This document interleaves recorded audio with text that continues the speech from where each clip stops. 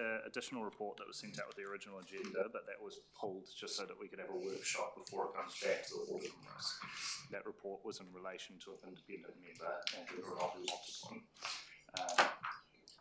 So that we're hoping to have a workshop before Christmas, if possible. Right, are there any apologies? There appear to be none. Conflicts of interest? No. There are no presentations or deputations, so I'll move straight into reports. 4.1, annual report for Enterprise North Canterbury. I believe Heather is here to speak. Morena koutou. Thank you, Chair Goldsworthy. So in front of you this morning you have the annual report and statement of financial performance for the year ending 2025, 30 June 2025, as along with the District Promotions Annual Report. So at the conclusion of the short presentation that our guests Claire Gifford and Heather Warwick from ENC will provide today, there's some recommendations in front of you to make a decision on and receiving those two reports. But for the time being, I'll hand over to Claire, who will take you through a bit of a brief on what the ENC folk have been up to over the last year. Thank you and welcome. It is my great pleasure to be part of ENC. Sorry, if we just pause for a wee moment. Yeah, we just got a hiccup here. Any second now. Sorry. Technical difficulties. Do we want to adjourn for a Can we just have 5 minutes, please? Would you mind holding off for 5 minutes while we take? Yeah. Yeah, shall we? All right. We'll just adjourn for 5 minutes. If anyone wanted a cup of coffee. How fast can you make scones? You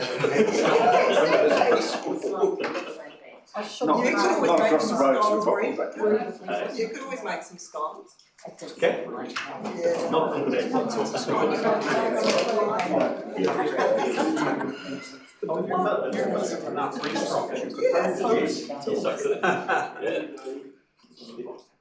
I'll also go to this thing called gyms as well. It doesn't make any difference. I'm starting to think Just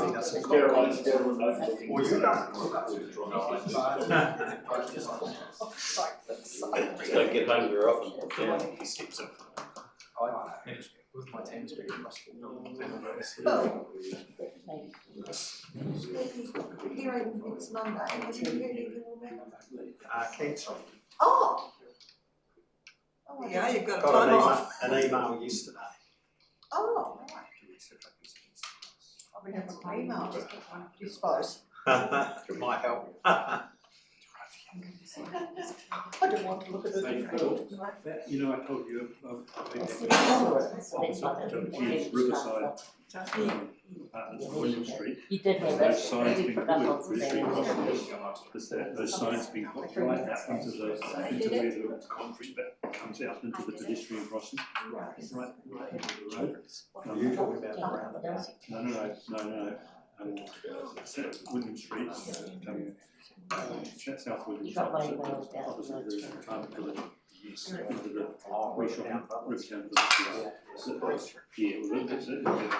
the pedestrian crossing was built out concrete thing, and people are putting the signs right out into the road. Yeah, God. How much when they're tall enough that a little kid stepping out would be behind you, and you get the ability to have a look at them. 2 or even 3 most days. They're actually dangerous. I think they take the attention away from Right, and our technical difficulties have been resolved, so we'll just come back in. Roading capable. It's actually if we could just bring everyone back to the table. We'll have to teach you how to lodge a service request. Yeah, I could have done that. Apologies for that. Thank you, everybody. If you're happy to proceed with your presentation. Yep. Thanks, everybody, and it is a pleasure to be a part of ENC. I am the board chair for ENC, And it is a great pleasure to be very thankful to the Waimakariri District Council for the funding that they provide to the team at ENC, for them to be enabled to facilitate and deliver what I call a very fulfilled package, which they complete as a team. The board are very supportive of Heather and her team, and we're always looking to evolve and looking at other opportunities. And Heather and I have just spent a couple of days last week in Auckland at the Economic Development Conference for New Zealand. So it was a pleasure to be able to share that with Heather and enlighten what's happening in economic development throughout New Zealand. So I'll hand you over to Heather to share our last year. Okay. Did you want to say? Good morning. It's lovely to see everybody looking so bright and eager to hear what I've got to say today. And welcome to the new councillors.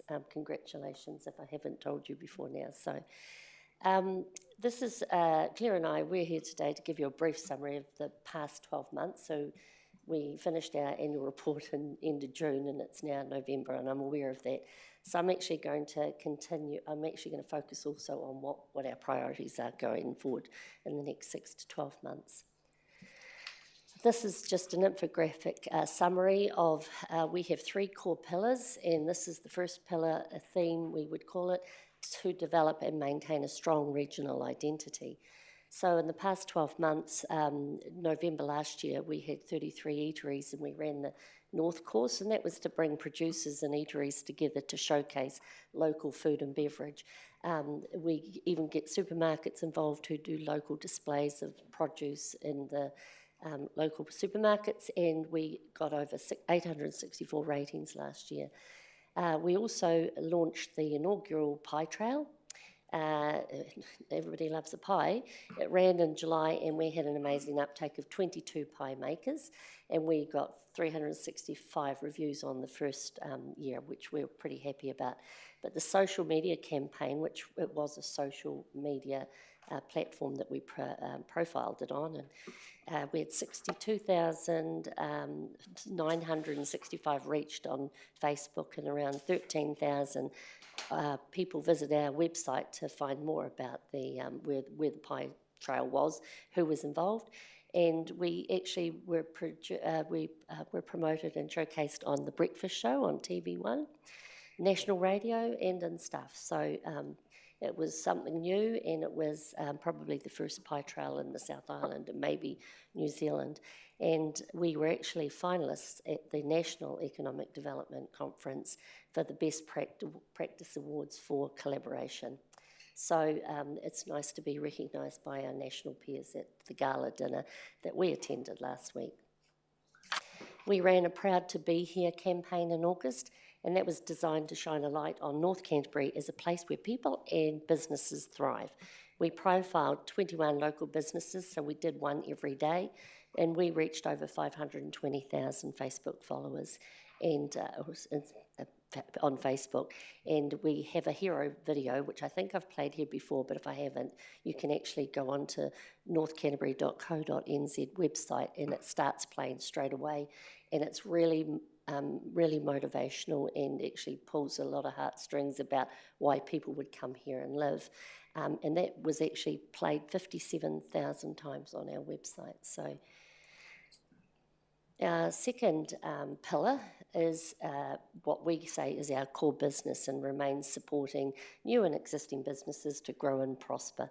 So in the past year, we ran 7 courses. When I say courses, they're like 4-day courses, 4 half-days courses, and we had 54 businesses come along. We had 10 businesses that attended a WDC ENC main power partnership around reducing business emissions. It was a pilot program. We held 3 large business networking functions. They are really popular for ENC. We find sponsors, so we don't fund them, but we facilitate and run them. We have staff there and engaging with the businesses, and it's a really great opportunity, business to business, and they're well attended every 3 or 4 months. We launched the North Canterbury Business Awards in April. We successfully engaged with 58 businesses who entered. We were a bit worried, being it's been a pretty tough year, that we would have that kind of uptake, but it's actually more than we had a couple of years ago, And we changed our story, our messaging, so we changed it to, instead of business excellence, we went, come along and have your moment and tell your story. And I think that resonated really well with businesses. And all 58 will we'll have a slideshow on the night, so we'll learn about the 58 businesses.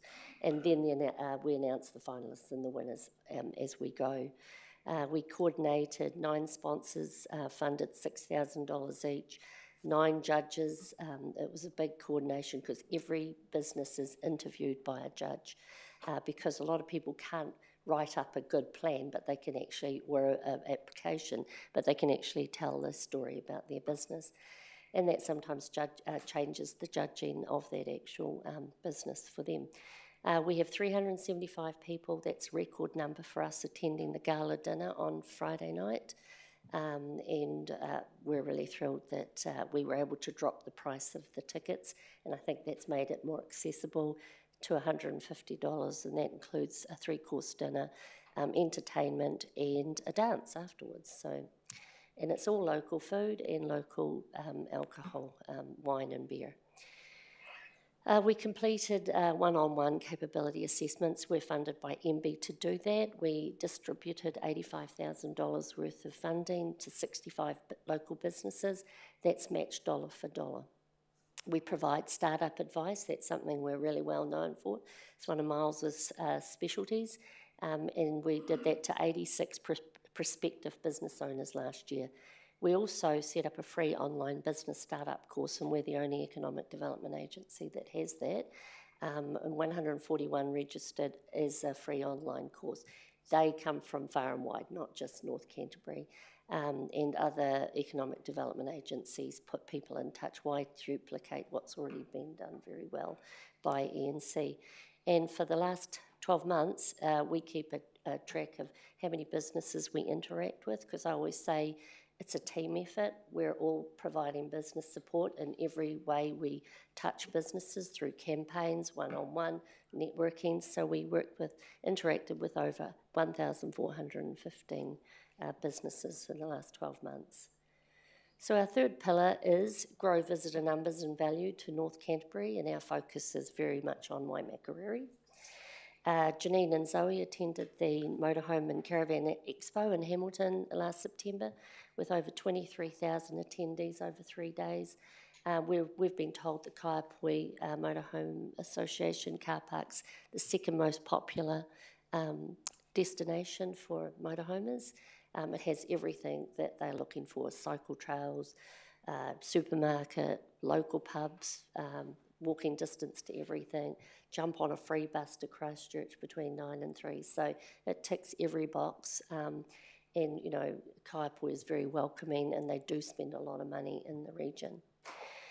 We also engaged a content creator called Rhodey this past 12 months, and they produced some reels, professional reels for us, and 75 new images of our district. That one that you see up there on the with the biking, and also the one we showed to start with, were all taken by them. Through sponsorship, Ray White this year, we produced 10,000 cycle trail maps, and that's the maps that we hand out, let alone we had over 3,000 downloads of our cycle trail maps that we produce. They apparently 6,000, I think Brent told me, 6,000 cyclists are coming over that bridge, 8,000 every month. Yeah, so that's a real game changer for us once that clip-on bridge was developed and actually implemented. So they spend money, they drink in our cafes, they come back, and a lot of them, love what we offer them.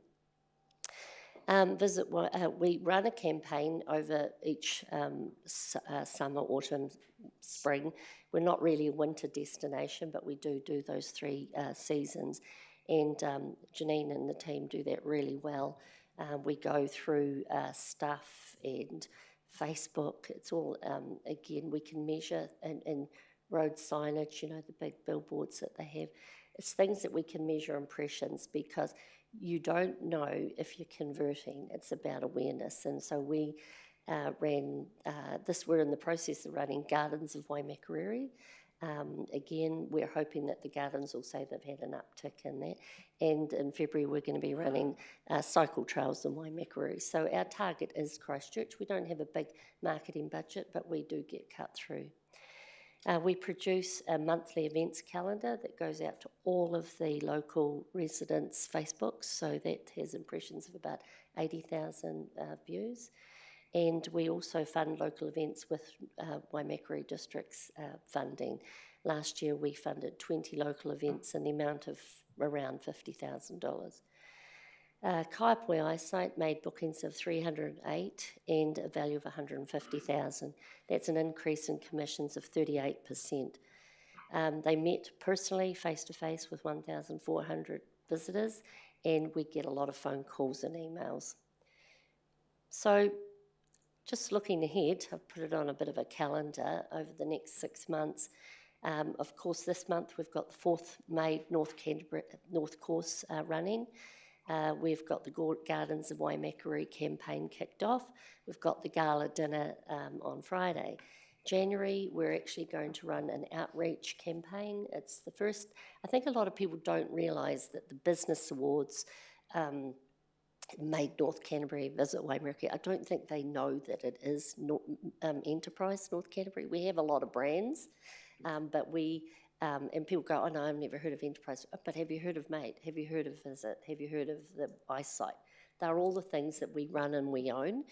So we're going to have an ambitious goal where we want 500 new businesses onto our database so that we're getting a good uptake of our awareness, but also what's available in the district.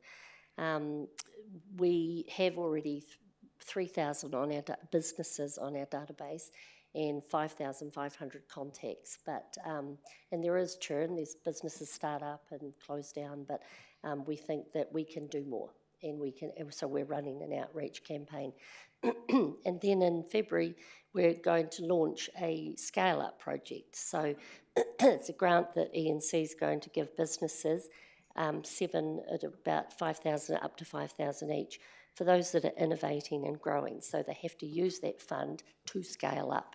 It's not a grant from MB that's a capability, so it can't be for what we already fund, but it could be for a new piece of technology, it could be for taking on a new staff member, but they've got to prove that they're going to use it to scale up. It worked really well in Taranaki, so we do take heed of what goes well in other areas. They had 70 apply for it and they issued 10 grants of 5,000. So another way of engaging with more businesses. So we're in the process of, like we do for the Business Awards, form a independent panel, because it would hate people to say ENC turned us down. We're the funders, we're the facilitators, but we're not the final deciders. And then in March, we're going to have our first networking function of the year. It's going to be in the new wine house opening in Waipara, funded by one of our sponsors, GSI South. And following that, we're going to run an agri-tourism seminar. So we're going to see what businesses out there in Waimakariri and Huranui are interested in starting up an agri-tourism business. And we've got Marika coming up from Queenstown, who is Agri-Tourism New Zealand. So GSI South is going to fund that.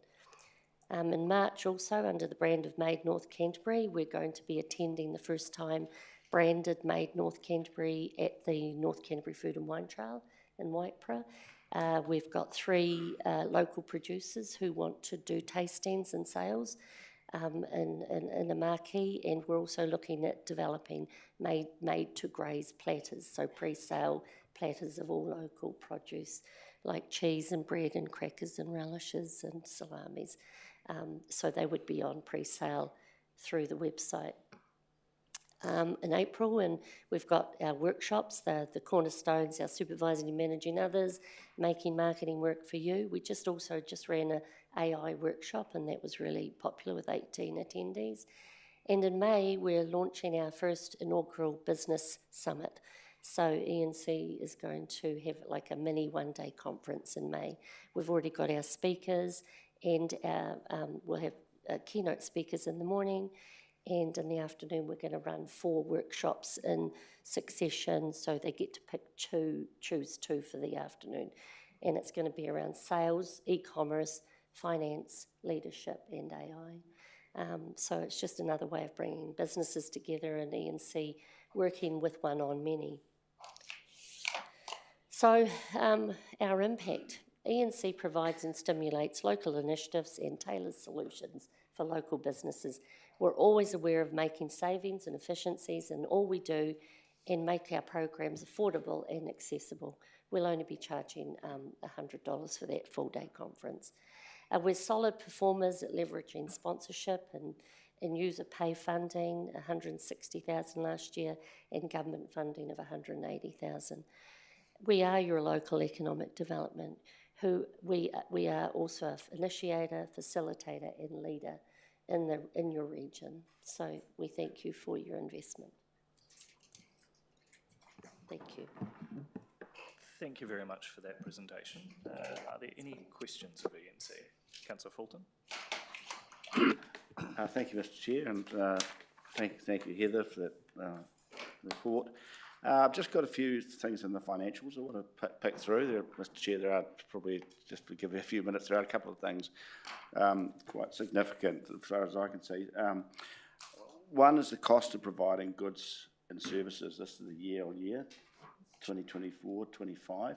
And I just wonder about that number as related there in 2025, 37,773 versus 408. Is that a misprint compared to year on year? You've got 37 plus then 408 in the 2024 column. That's So you're looking at the comparisons. the year to year, the 25 to 24. So there were large variations in the annual report, particularly around the cost of sale of goods and services. It was down 93,000. Yeah. We have no business awards every second year. Okay. So our turnover of business awards is like, this event's a $150,000 event. So it skews our financials every second no, year. sure there would be an explanation. Yeah. Just other parameters, and I'm sort of moving to the point of total revenue, Mr. Chair, but central government funding, for instance, the year-on-year comparison, quite large difference between 25 and 24. I think that's some of that explained in the report.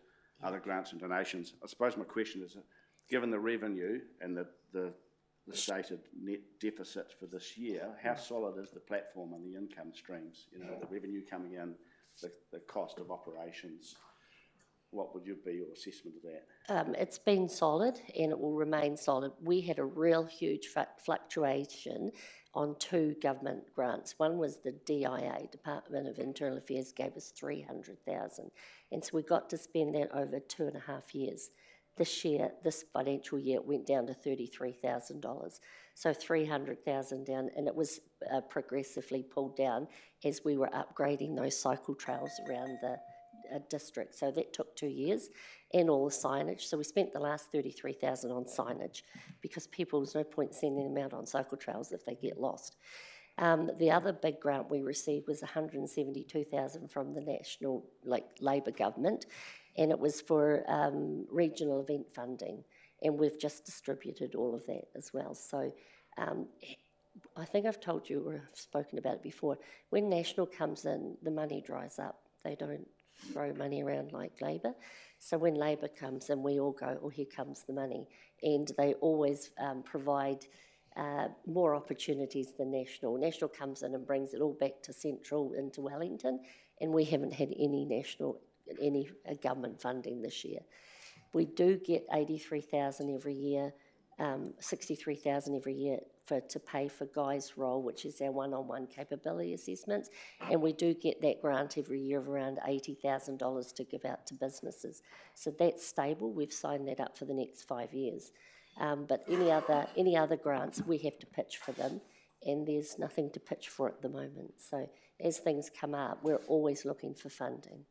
Thank you. Councillor Ward. Thank you for your great presentation. Really very, very upmarket and well done. New and very, very professional. So whoever put that together, say thanks, big thanks. I have a couple of questions. I really, I'm thrilled with what you're planning for this year, but we do have, as you know, we do have some issues, or not some issues, but some challenges in promoting our towns like Oxford, Kapoi, Rangiora and Ravenswood through our promotions associations. Do you have any thoughts on how we can work together, or how we can move forward to put together to do that? And I know we haven't got a strategy on part of that, but I just would like your thoughts, please. I'll certainly let Heather provide her thoughts, Councillor Ward. Just to remind some of the new members, though, that may not be aware, we do have an event strategy which is looking at both events, but also how funding is applied to the promotions associations. We've been working with the promotions associations in a very open way about that, and that event strategy that we'll do collaboratively with them looks to inform the LTP, so not this annual plan, but the LTP. That'll help, I think, through those conversations shape the role of the promotions associations more clearly, who at the moment probably have different views amongst themselves as to what their role is and what their role is in promoting the town. We can also look, once we've had that event plan created and got some guidance out of that, as to how E&C modifies its strategic plan and where it plays a role in that space too. But Heather probably also has some thoughts. Yeah, I guess I'm coming from more, I know the business, you're doing an amazing job, really gaining traction, but somewhere along the line, we're missing promoting and encouraging people to come for retail in our district. And how can we gather that up, and how can we get together and promote with the retailers and get them on board, because they haven't been on board, to my knowledge, for a while, and get them on board to sort of help promote the towns and visiting the towns.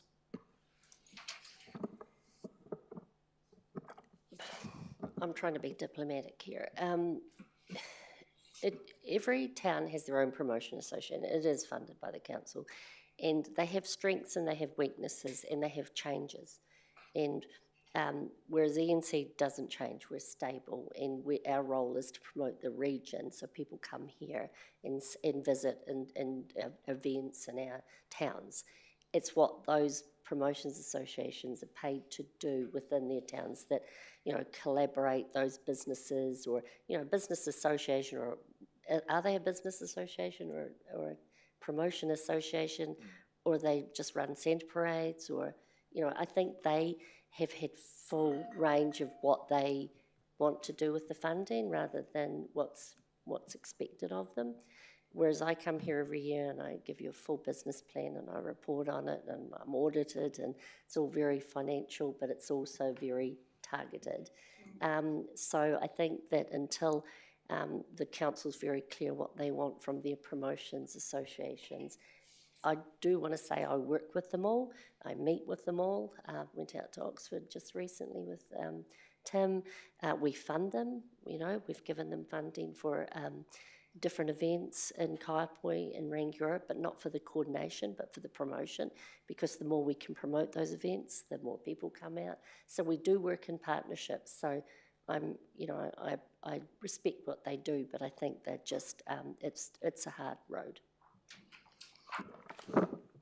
Just from a process perspective as well, the council receives E&C's statement of intent each year, and that statement of intent sets out the program of work for E&C for the coming year, and so the council does have opportunities to influence the E&C program of work, and if there was a desire to have more attention or focus placed in a particular area, the statement of intent is definitely the place to do that, and we can have that influence, and that would directly influence the business plan that then follows that from E&C. Thank you. I have been on that committee. I now have a clear thought in mind to move forward on, so I'll bring that forward later. I would just say, Joan, so you can say, put that in your statement of intent, but if it's the same funding, then you need to say what to, okay, thank you. Councillor Kins, was there anything you would like to add as portfolio? Right. Sorry, Mr. Chair, apart from that, yeah, we've already spoken with Simon in the last few weeks with regard to doing the review, so it'll all become clearer as we progress through that process, and it is part of the long-term plan. We can't fix anything immediately, but yeah, Simon and I have already been in discussion, so thank you. Deputy Mayor Redmond. Oh, thank you, Mr. Chair. Thank you, Heather and Claire, for coming along. I always enjoy your presentations and learn what you've been up to. A couple of questions. Do you receive any funding from the Kaikoura district? They pay as they play. So they funded us $5,000 to be part of the North Canterbury Business Awards. So that's the only funding we receive. Right. I noticed that the launch events were in Huronui and Kaikoura. Because they paid. So they paid for us to go up there, they paid for the launch function, and as I said, they've given ENC $5,000 to help run the awards, but also they've bought a table, so that's another $1,500. So, and I think they've bought 2 tables actually. Right. Second question, on page 31 in our diligent, I see the council had increased funding in the last financial year, but Huronui's remained static. Is there a mechanism for adjusting funding between the councils? Thanks, Philip. Yes, we have liaised with Huronui Council, and we have submitted a submission with regards to a percentage increase with regards to their long-term and financial planning going forward. So we have covered the process that needs to be put in place, and with the application to come through into the next financial year's planning. Right, and finally, I heard last week that the Selwyn Business Awards are over $400 a ticket, which is way up there if that is correct. So it's good to see your ticket prices are somewhat affordable these days, but I wondered why you weren't using a council facility. Too expensive. Yes, I think you know the answer to that. And it really came about 2 years ago. We really wanted to be the first event at the Main Power Stadium, and Main Power were our major sponsor. So it made sense that we go there, and they actually increased their sponsorship to help cover the carpet tiling, because that was a cost of $9,000 to ENC. So the hall itself was $6,500 by the time you add in the set up cleaning, because you could book it for a day and a half, and the carpet tiles. So all up, it was about $17,000 to rent and use the Main Power Stadium. This year, the 2-day hall hire with the carpet tiles for the Baptist church that can seat 375 people is $1,300. So that's where we were able to pass those savings on at $50 a ticket. And instead of using a Paul Ego or a Jackie Clark at a cost of $7,000, we are actually using Steph from the Compass Radio, and we're using a locals opera singer. At halftime you'll be taken away by Cassell. So we're doing everything we can to keep that pricing down, and we did lose Main Power as the major sponsor for the Business Awards. So that was a loss of $17,000, so we had to make some pretty drastic changes this year. So we had to increase the category sponsorship of all 9 from 5 to 6. So that gave us another $9,000. So we've really been trying to make it as affordable and as, again, accessible as possible. Right, thank you. Thank you for that. Any further questions? You also want to move the report? Yes, we have a series of recommendations. I see that Councillor Ward indicated just before you, Mr. Mayor. Oh, that's fine. Are you happy to second? Yes. Yeah. Councillor Ward. Once again, thank you very much for a great presentation. In fact, I think your presentation is getting better and better and better every year. So well done you, and I know that it's been a very difficult, challenging year for all of us, but for you especially. But I think you've got some really good bones happening there that you can build on. And there's a lot of people coming into our region who love being in our region, not only to visit, but to stay as well. So I just all thank you to you and your very small group of staff who do an amazing job. We really, really appreciate what you do. And all the best for this year. Have some thoughts, so we'll talk about that later. Thank you. Mr. Mayor. Thank you. I also want to just speak in support. I'm fortunate to be one of the council's appointee on Enterprise North Canterbury, so I know how hard the team does work. Not only the paid staff, and I want to acknowledge Heather and the team. They are a small team, but very dedicated, that work extraordinarily hard, sifting out the opportunities for our district. And one in particular, I was invited to open the new Go Wireless building in Southbrook, and they themselves credited the contact that had been made by ENC they're a small backyard business based in Woodend. If they hadn't have had that contact, it wouldn't have pushed their horizons to move from not only one place to now a purpose-built facility. They're providing WISP technology all throughout Australasia and the South Pacific and further. And that WISP technology also has great application potential for telemetry services for water, range of different things that are very impressive. And who would know that they were based in Southbrook? And there are a number of businesses like that that speak to me of the benefit that they've had because they had a knock on the door and encourage them to step outside of themselves really, and to look at where the potential of their business. The guy said to me, it would have been easy for us to stay in the garage rather than take on all that opportunity that comes about. But it's I was really impressed to hear that, and that's a direct, tangible benefit of the work that ENC does. I'd also like to acknowledge Claire and the trustees. I don't think people realise, but that they're not seeking remuneration for this. They're doing this because they believe in it. And we're going through an appointments process at the moment. It's really encouraging. The applications we've had come through actually of people who are prepared to come onto the board because they want and believe in the future of North Canterbury and where ENC is heading. The business awards, look, I'd like to just acknowledge Claire and also Heather for reading the room. It's a really difficult climate. And you can't run awards with I think we'd have very few people paying $400 a ticket, even when we're getting well north of 200.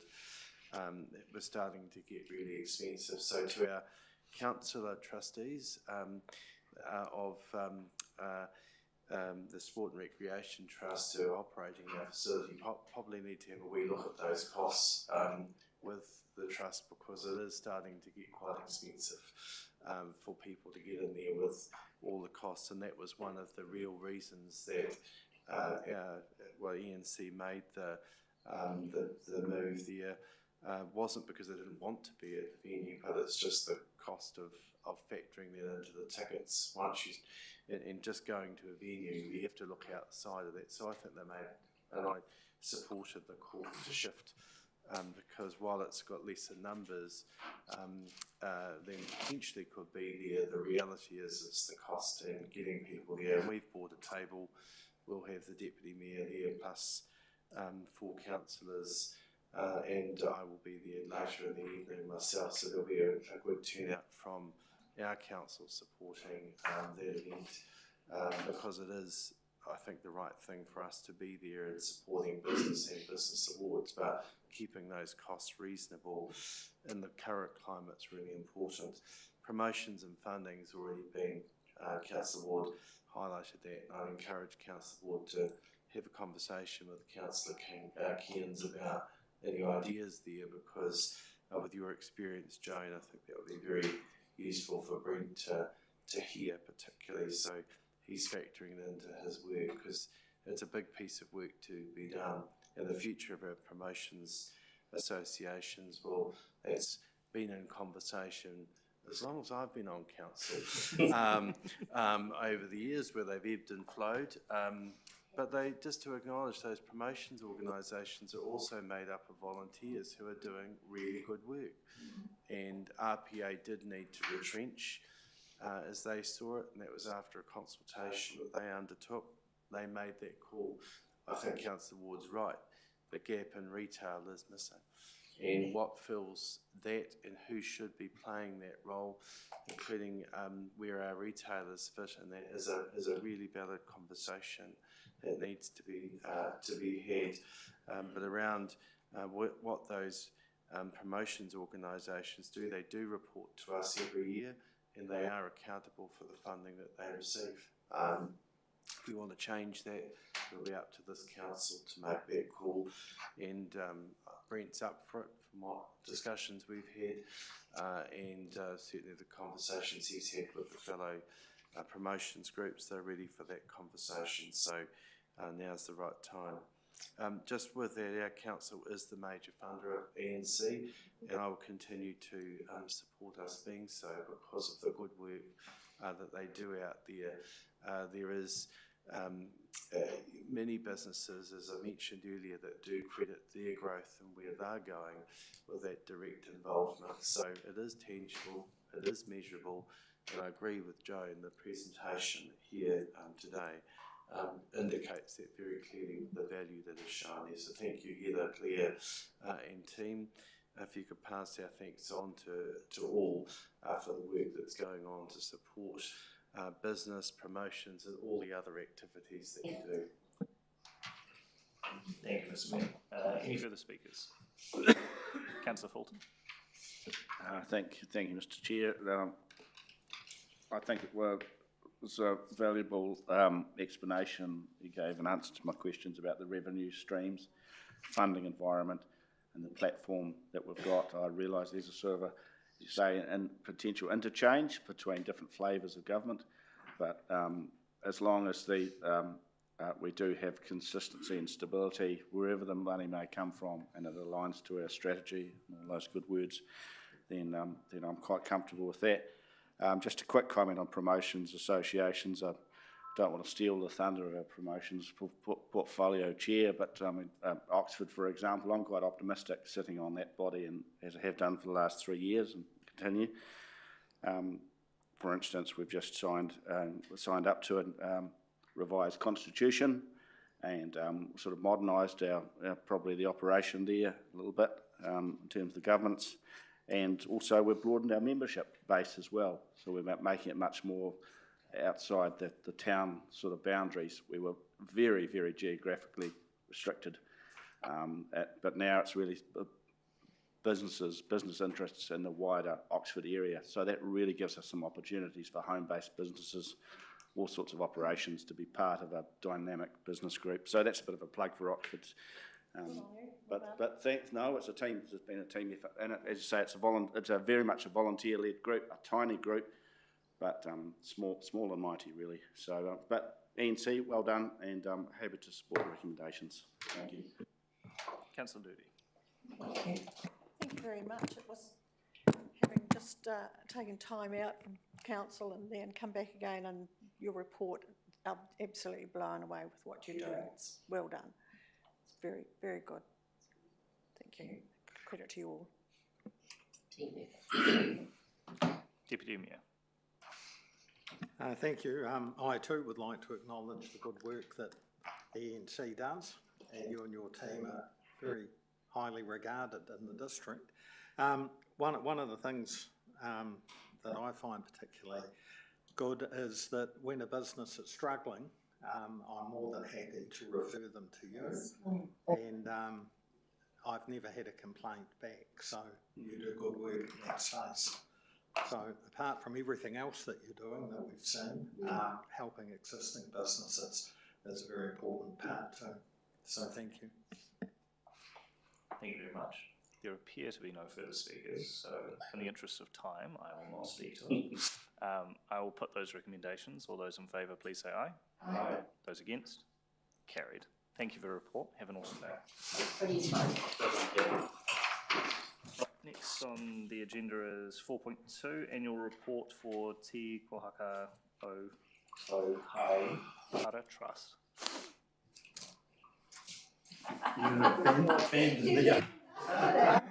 Thanks, Paul. The floor is yours. Kia ora, councillors. Thank you for the opportunity to say a few words. First of all, apology from Kelly Patterson, our manager, who was going to be here. She is stuck in somewhere way the hell up in the North Island because their little plane got a bird strike and she can't get another seat on another plane for whenever. So that's why she's not here to be part of the proceedings this morning. When I wrote this report, it was July-ish, and so some of it is already obsolete. The bits I'll mention, if you look at the staff there, where the staff are listed, Rex Anglin is no longer staff. As many of you know, he's actually died, but he after what, 25, 30 years of being in the whānau now that we like to think of as tikahaka, he left with his health problems. The other thing there, Nikolai is no longer with us. We had to disestablish his position because we didn't have the money to pay him, literally, and he'd been with us on and off for 7 years as well. So Nikolai's situation is an indication of the financial problems we're having. So, okay, let's have some positive stuff. Huria Reserve, that is thriving. The Mahanga Kai project behind the library in Kaiapoi there, that of course is funded from regen money, and that money is ring-fenced. So that's the part of our operation that has been ticking along very nicely. That said, we have just for your information, we have a hiccup. You may have seen the Waha entrance thingy that we've had built and the other fencing that goes around with it. That is made of laminated timber. The timber that has been supplied to us is delaminating within months of being put in. And so we now have an interesting situation, and Chris's Green Space team have come and assessed it and said they will not accept it because council takes over the maintenance forever of the structure. We tried repairing it with a repair with epoxy, and that has failed within 2 months as well. It's not working. So we now have the supplier of the laminate beams, the contractor, the insurance company, and the trust having a little fight as to who's responsible and what the hell we do next. So all of the worst case scenario, all that you've seen there will have to be pulled out and redone. So that's rather disappointing, but hey, that happens. Okay, moving on to forestry and credits, ETS credits and things. Backtracking a little, as you all know, 2022 we had the disastrous fire, which would have bankrupted us if we'd been a private forestry company or a farm or whatever. The thing about that is with ETS, our carbon credits system under MPI, you have to, within 4 years, you have to replant or pay back to MPI your carbon credits, and obviously 4 years is coming up. And we haven't had the logistics or the money to replant, although we've had the planning is in hand for that. So what we're doing, two things, we're handing over our forestry, and I've referred to that in the report. Council's forestry department are taking over all the forestry part of the park, basically. And the other thing that's good news is Ngātahu Forests, which are a very big outfit, have come on board as well, and they are talking to us about integrating with them and having an involvement in the forestry in the park as well. So We are having to sell the family silver. We're selling our ETS credits because we have to literally to pay the bills. And we have a considerable number of those. They went on the market last week. And wouldn't you believe it, the day that ours came up for sale, the market crashed because the ETS credit system is like the stock market, it comes and goes. They crashed from $56 a unit to $42 a unit the day ours went on. You can't believe it. You couldn't write this down, could you? So we hung off 48 hours and they started to climb up a wee bit. But it's still I think we sold them at 47 or 46 or something. The good news was we put them on in thirds. We only lost money on a third of them, not all of them. But even on the third, we've lost about $40,000 just with that, with the market playing silly buggers on the day. However, that is in train. So that will pay. You've seen our rather depressing figures there. Selling these credits off, and the next lot will be sold off in the next few months, and that will bring us almost back to a zero. We owe lots of money. When the fire came and the forestry came in with Rob Hawthorne's team supervising, we hoped the money we'd get for the trees we harvested would come out cost neutral, but it didn't. We were six figures down in the red on what we got for our burnt trees and the general clear up. So we've got to pay. Council's covered that in the meantime. We have to pay that back to council, and then we have to pay MPI back some of these credits. So all of that money, which is about $700,000, it'll bring us back to almost zero, but we won't have any. We've sold the family silver. So that's where that's got to.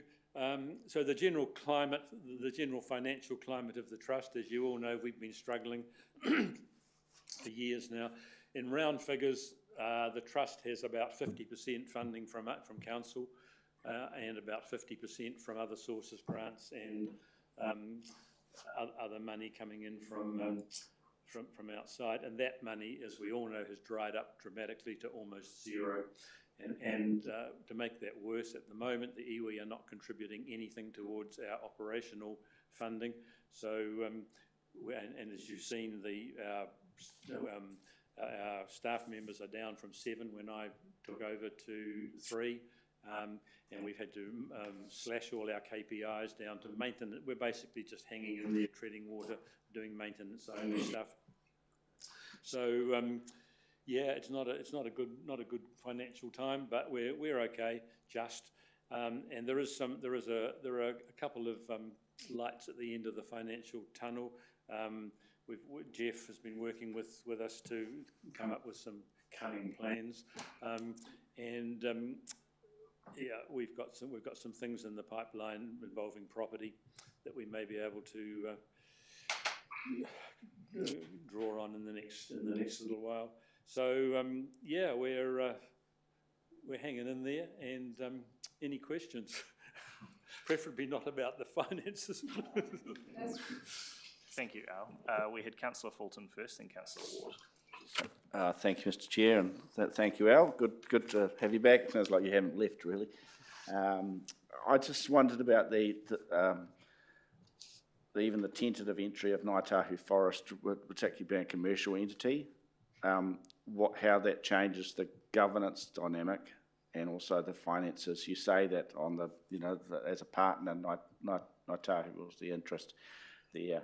Hasn't been able to contribute as much money. Will the forestry contribution be in lieu of the money contributed?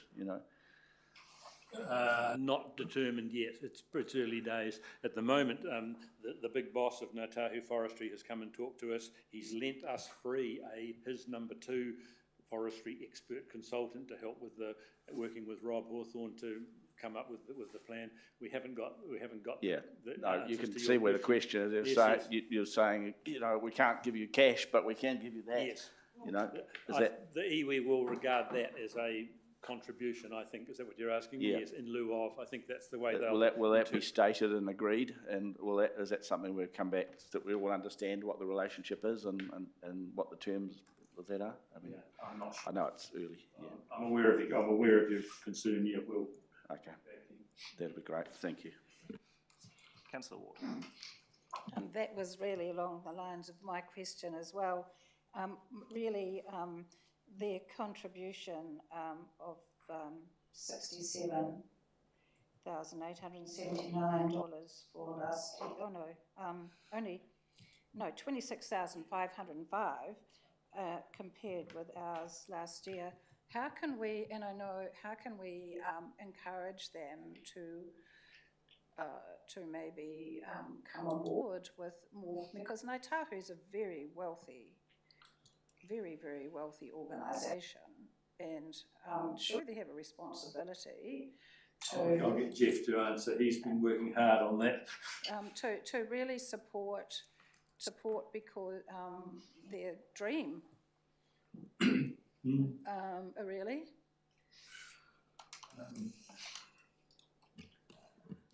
When it was first established, I think Ngāi Tahu put about 200,000 into the trust, so it's made quite a substantial contribution from day one.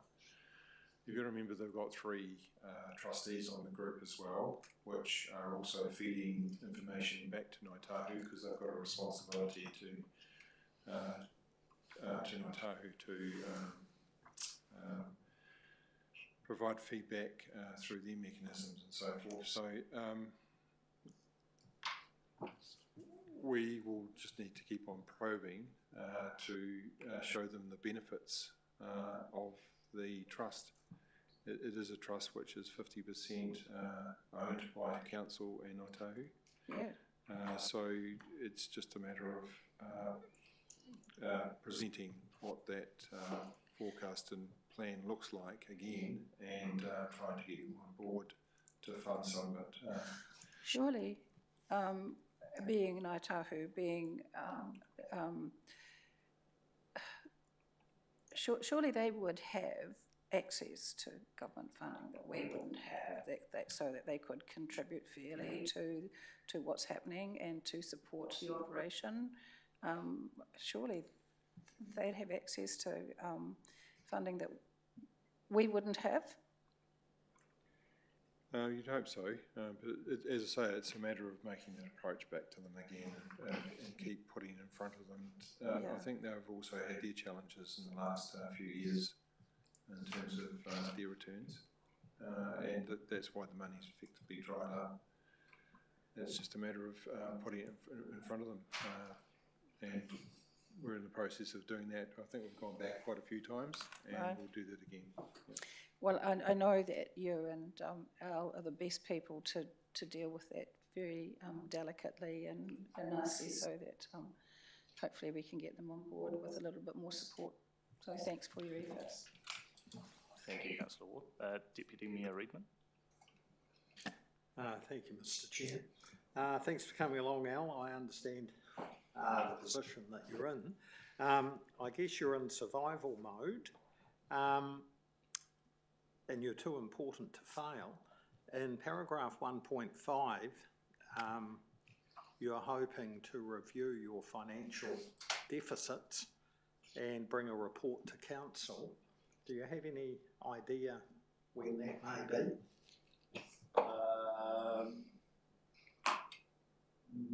No, probably I would say about March, after we've sold our ETS and worked out. The ETS thing is very complicated. We don't actually know how much of it we have to pay to MPI, because some of the trees are ETS and some aren't, and some are council forestry and some are ours, and it's complicated. And Rob Hawthorne recently just found another bunch of forest that we thought was ETS and it wasn't, and so he's working right through all this. So when we've sold our credits and got a figure for you, we'll come back when we've got something definitive to give you. Is that what you mean? Yeah. I think under the statement of intent, it has to be provided to the council. It has to do that before 1 March of each year, and so that's the time when the council will put was a statement of intent there, and I think we're trying to work with the trust to get a forecast financial view of what it looks like going forward, and working on a plan to try and see what the bare minimum is to keep it operating with minimum input from council finances. But it's one of those trusts which they run on the smell of what's the saying? Oily rag. That's the one. Thanks for that. And we do have to look at it more seriously and see what it actually looks like going forward, because it is a substantial area of council. Huge interest from the public that go through there, and it survives with 3 camping grounds. It's used as walking tracks and all sorts of things. It's got bionodes, it's got a whole lot of history there, and that's the reason why the council's in a partnership with Ngāi Tahu. So we'll bring back a full forecast and plan of what we're proposing. There's a few things in the pipeline which we're working with the trust with, in terms of trying to increase its revenue streams to make it more self-financing, and so we'll bring that back hopefully around before the 1st of March. I went and bought a lotto ticket last week at $1 million, but no. Well, secondly, the trust has always had an important educational role. Yes. I think that's been one of your strengths. Have you considered training opportunities with Noia at Tuahiwi? It seems to me to be an educational training facility that you may have some influence over, that there could be some relationship able to be formed there potentially. Okay, I'm not sure about that specifically. One of the rangers we lost was our educational ranger way back, and we haven't replaced her. So our whole go out to the schools, and the schools coming in regularly, blah, blah, blah, that has fallen by the wayside because we haven't got a staff member to run a specific educational program. So yeah, I'll investigate what you've just said. Yeah. Thank you, and good luck. Councillor Fulton. Thank you, Mr. Chair. Just following some of those comments about the different work areas that you've got, do you believe it's possible for the trust to continue to sort of do education, environment, biodiversity over there, and then have these sort of commercial, more orientated sort of things like the forestry, ETS with all its complexity? Has there been some consideration or a way that you could have that managed for you, like the pointy-ended forestry ETS stuff? Is it beyond the trust and even the council staff to manage that? Is there some value in bringing brokerage services to manage that, to take that off your plate a bit? I know there's a cost to that. That's sort of what we're doing with forestry. We trust it. That's what I mean, is that the ETS is just vastly complex, and it seems like it takes a lot of time and energy. That's going to be been and gone. Yeah, so you won't, yeah. The other thing is it's too small an operation to have external management brought in, with which you'd have to pay presumably, yeah. So you're sort of stuck between you're too small to bring that expertise to take things off your plate. So yeah, a bit that way. And the thing is, and it goes back to Phil's question, if every time we want to do something developmental and expansionist, it means another staff member, and we've got to have the money to pay that staff member to run it. So we're in a vicious circle. Thank you for that. There appear to be no further questions. We've got a mover with Mr. Mayor. Seconder, Councillor Fulton. Mr. Mayor. Thank you, Al, for the update today. I know how much work that you particularly put in, and it is a high workload for a volunteer, effectively a volunteer, to be undertaking. So I think the questions are leading us to, it may be timely to have a review of the trust, its adequacy, the trust deed, the questions around the partnership where that's sitting, and the viability, whether the model we've got is still right and fit for purpose. My own sense of numbers of years of sitting here listening to not only Greg, who I think was Greg Burns and others over those years, who I think did a really good job during that period of time, to where it is now, and whether our support is still adequate in the face of a changing climate. I think they're the questions that we probably need to get clear over the next period of time with a frank discussion with trustees. So I know our senior staff are sitting here now, so they're the questions I think we've, both Chris and Chris, that we need to be working through with the trust to support them over, I think, a pretty trying period, and recognising that there is a big contribution that comes from the current trustees to make this work, and our thanks to you for your leadership and support, not only as previously as a council rep on there, but you've stepped up and acted in the chair's role, and all of us who've sat in voluntary roles know how much gets filtered through us, whether we want it or not. And to a large degree, in some instances, you're providing a management function which is not what it's not what you're really there for in the strict governance sense. So the time's come for that conversation, I think, and to inform us in the months to come of what's best to support TKTT in the way in the future, so that it continues to do what it needs to do. I think it's one of the real jewels that we have here. It's a beautiful environment, and for all the things that colleagues were asking in questions, it brings huge value. So how we best support that in partnership with others is the question I think we need to get clarified, and to make sure that we don't burn our trustees out, so we don't have that support going in the future, because that in itself would be a real risk. But again, thank you to you, Al, and to the staff particularly as well, for all that they do to support the operation. Councillor Fulton. Thank you, Mr. Chair, and I support Mr. Mayor's commentary there. I think just the questions and the responses indicate that, yeah, it would be a good time for a review, and whether that's looking at the scope of activities as Mr. Mayor and the deed, or the financing arrangements, the governance arrangements. Don't mistake my questions for a lack of support. It's it really is. It's a wonderful asset to waimakariri, and it's powered at an almost sort of superhuman level by a small number of people, and across a really wide range of activities. So that's a real credit to you, Al, and the fellow sort of trustees and governors and staff as well, and volunteers. So thank you very much for all that work. I do wonder, perhaps as a result of that review, I don't want to preempt anything, but I mean, we do perhaps have to look at what our here and now sort of work program is, and looking into the future.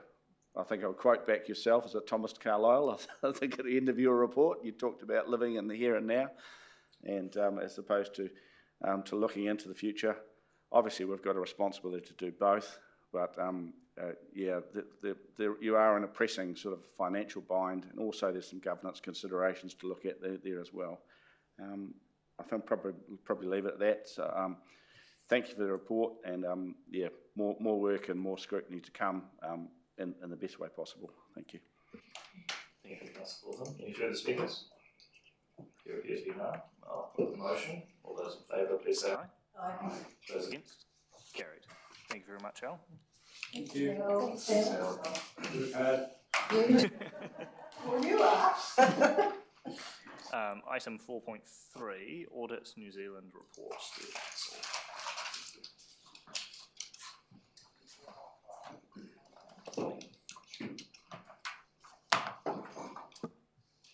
Good morning, everyone. Morning. Thanks for the opportunity for our report to the Council relating to 2025. 30th of June 2025 annual report and its related annual audit.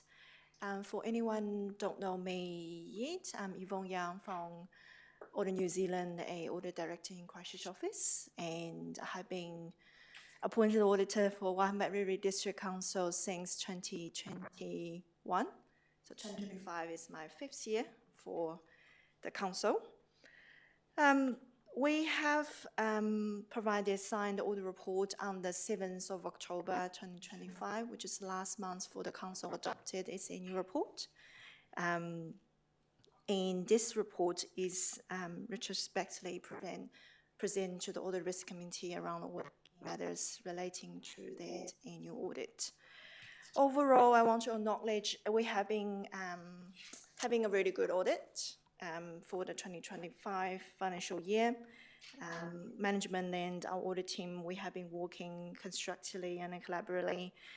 Signing before election requires significant effort from both sides in terms of preparation, and all the process involved was not easy, but I really appreciate, on behalf of our audit team, appreciate all the assistance that provided from management throughout the audit for us, for both of us can achieve this outcome. The council is one of the very few obtaining water service delivery approval well ahead of the adoption. Therefore, there was no uncertainty associated with this matter. Our audit opinion is a clean one, which means it's unmodified, and the financial statement and the statement of service performance all fairly presented. In terms of the report, we highlight a few key audit focus areas, including revaluation and fair value assessment of the property, plant, equipment, including the council's infrastructure assets. We are satisfied with all the matter relating to that. Capital asset additions and work in progress. We select samples and review all the significant capital projects. We satisfied that the asset additions and work in progress are fairly reflected in the financial statement. However, as we raised in a couple of years ago as our recommendation, we encourage management to consider the opportunity to ensure all the assets capitalized are recorded in the new financial management system rather than multiple spreadsheets. It is also a good practice to perform more frequent monthly reconciliation of the additions in the fixed asset register against the asset management system. I flip over a couple pages. We have performed a high-level review of the council's procurement practice as a value-added component for this year's annual audit. Overall, our review has found the current practice is meeting what we consider as a core requirement in managing procurements. There are some aspects of good practice discipline and areas where improvement may be considered and needed, especially the management of a conflict of interest area. We also comment on the future of water delivery in our report. As I said, it is a pretty much really well done work for this council to get approval well ahead of the adoption. We further comment on the council enterprise system. It also referred as Datascape. As you all know, the council began using the Datascape service request system on 1 July 2024, but the full integration, especially for stray water performance measure, has been delayed. The existing system, Tech 1, will be phased out on 30th of June 2026. That on the same time, the financial management system will also go live from 1 July 2026. We have considered the council's service request system as part of our review of material performance measures such as water supply satisfaction, wastewater dry overflow, and eroding response time. We are satisfied that those performance measures are fairly presented. We have provided some insights for management consideration in a separate letter. We recommend the Council undertake a comprehensive lesson learned review following the full implementation. That's a common good practice for the sector, especially for such large capital projects, to identify insights that can inform and improve the delivery of future major capital projects. On page 8, on our report, we highlight the quality and timeliness of information provided for audit. Overall, really good information provided to us, and at a very good quality. We did highlight some opportunities to improve the timeliness of asset variation. We also encourage management to review its year-end financial reporting process, and also there are a number of previous recommendations that we encourage management to address on a timely manner. That's all I want to highlight from my report. I'm happy to take any questions on here. Excellent. We have Dan Gordon Mayor first, then we've got Councillor Fulton and Councillor Ward. Thank you, and Yvonne, we always value your input and presence, so thank you for being here. You talk about on page 5, I've got 2 questions. One is around procurement, and you talk about the conflict of interest process there. Could you elaborate what you mean by that? Has there been something identified, or is it just a process that you feel needs to be further strengthened? I'd just be interested to know what you mean by that with respect around management and what you refer to there.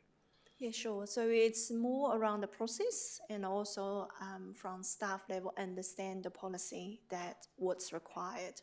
The main deviation from the good practice that we would expect to see is overall the procurement team and the staff level, they actually understand what's required in accordance with policy and implement the policy appropriately. We found the instance that the declaration was not reviewed and some of the declaration was not fully completed.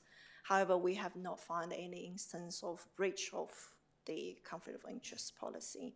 So it's not specific conflicts as such that you've identified, it's just a lack of perhaps not as great an understanding. Is that what you're talking about here? Perhaps it's like a improvement opportunity for documentation and enhancement of the process that align with the policy. That's probably something we will follow up with our management in due course around that, I think, because that's an important point we've got to have right. And the other is on page 8. You talk about previous reports. It's got an attention sign there. Are addressed in a timely manner. There are a number of previous recommendations not addressed. Which recommendations were they? We have a bit of a list there. Quite a lot of them. You've got them, Chris. My hand. Yeah, there's Might be easy for me to speak to them. I've got them in my hand, which is convenient enough. So there's 16 here within Yvonne's list. I think it's actually double up in your list, Yvonne, so we'll call it 15. The most significant one we've discussed between us, which is the asset capitalisation raised within the body of the report, which is just the manual nature of the process. And I think there's a realistic time frame around when you're implementing and investing in a new council enterprise system and when you look to change those things, so not until you've implemented that post go live. I've looked through some of these as well, and there is 6 that relate to system setups and permission type items, again, sort of things that you would look to integrate into a new system when you're investing in one. So they're on our radar and be prioritised and implemented accordingly. So could you report back to us around those at some point, and around the conflict of interest matter that was raised, just around how we've addressed that? I think would be helpful to us, just so we've followed up those points that were in the audit report. Thank you. Councillor Fulton. Thank you, Mr. Chair. I noted, as an example, we've got a roading revaluation here. I assume that until this very year in our in-house water services delivery unit, that sort of thing would be also assessed. The water would be assessed in here in an audit, but it no longer will be in this function because water sits over there somewhere else. So if we had a water revaluation of our assets, would that be picked up in this audit, or is this now picked up in the 2025 somewhere else? Yeah. June, 3 water assets were not up for full valuation, was at fair value assessment. At the point in time of June 2025, those 3 water assets still sits within the council, but going forward, there was a service delivery plan. The council planned to have the water service delivery unit in-house. Yeah. So just for clarity, members, we shouldn't expect in going forward to see that the water component in here. It will still be in the council's in this report, within the council's financial statement. Yes, but not in here. Like it's sort of it's assessed separately, because isn't that the point, that we don't actually have this assessed in here? Can someone answer that? Jeff, do you mind? So the annual report is the annual report of the council as a whole, and the new reporting requirements for our in-house business unit will be, they're allowed to be a separate volume within the annual report, but it will still include all of our water infrastructure. It will still include our water valuations within the global council results that we're presenting, and then there will be disaggregated information in the second volume that you're allowed to put within it. So it will still be there. And it will still be subject to audit in the same way, but just with more information and splitting out that business unit. And just as an example of that, Mr. Chair, so for instance, this last year or two, we've done a lot of work in our UV treatment plants, new kit, new gear, because we had to. Is that sort of thing, is that assessed here for fair valuations, and we get an assessment on depreciation and all that sort of stuff, because we've got a lot of, there's a lot of stake here.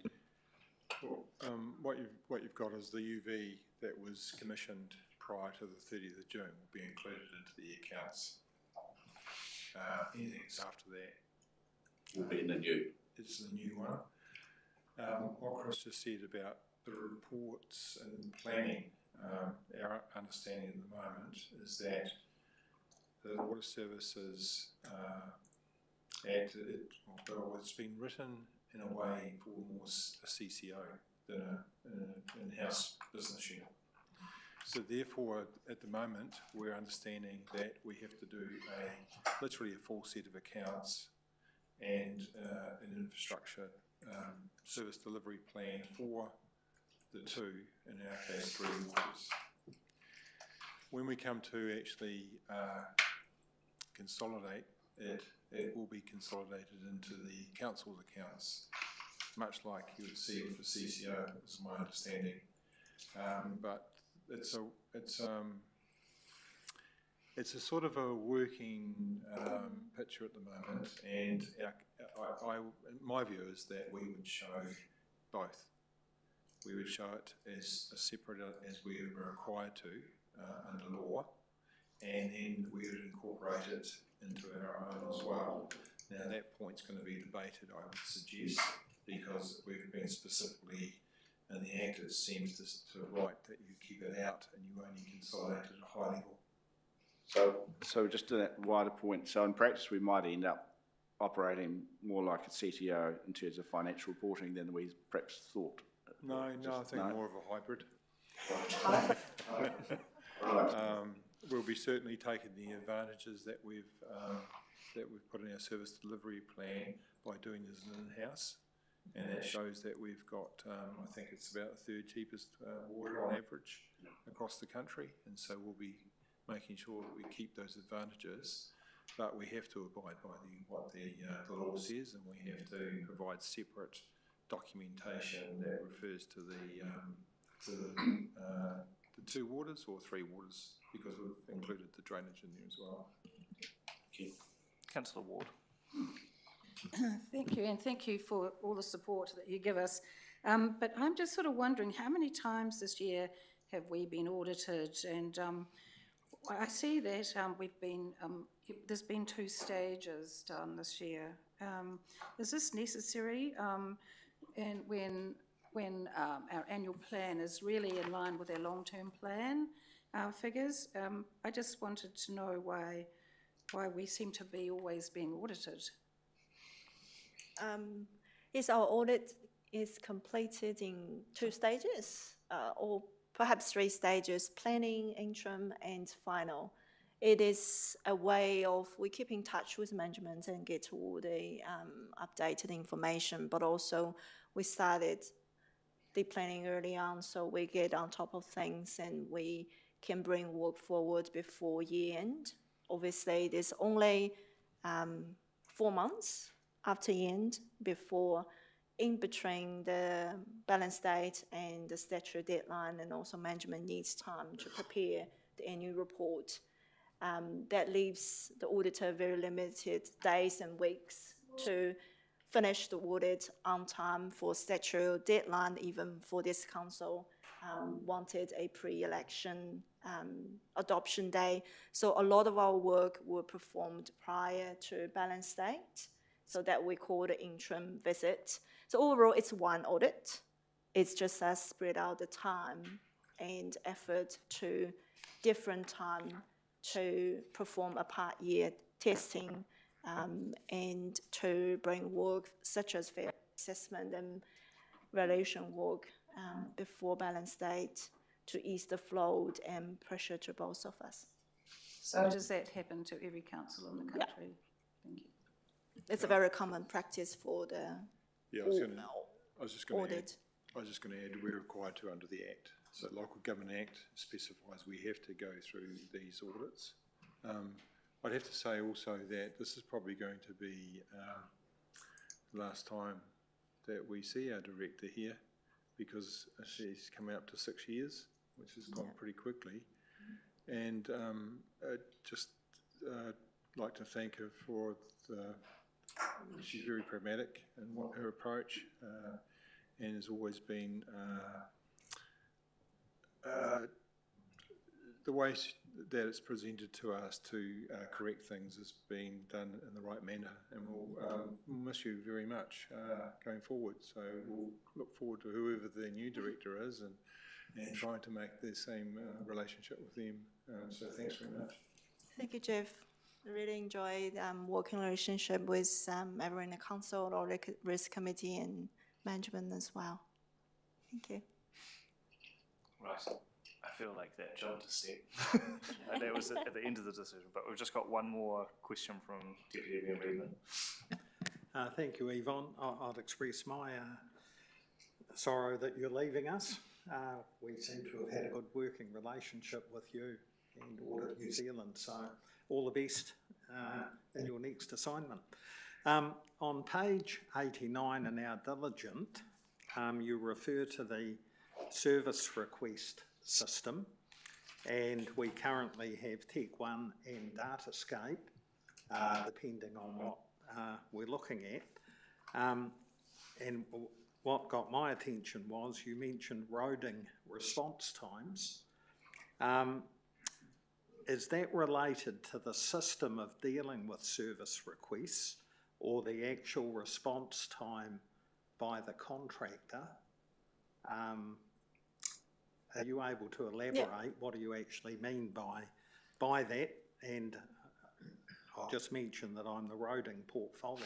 Yeah, sure. Thank you. The roading response time performance measure the. It's related to 2 things that you mentioned both.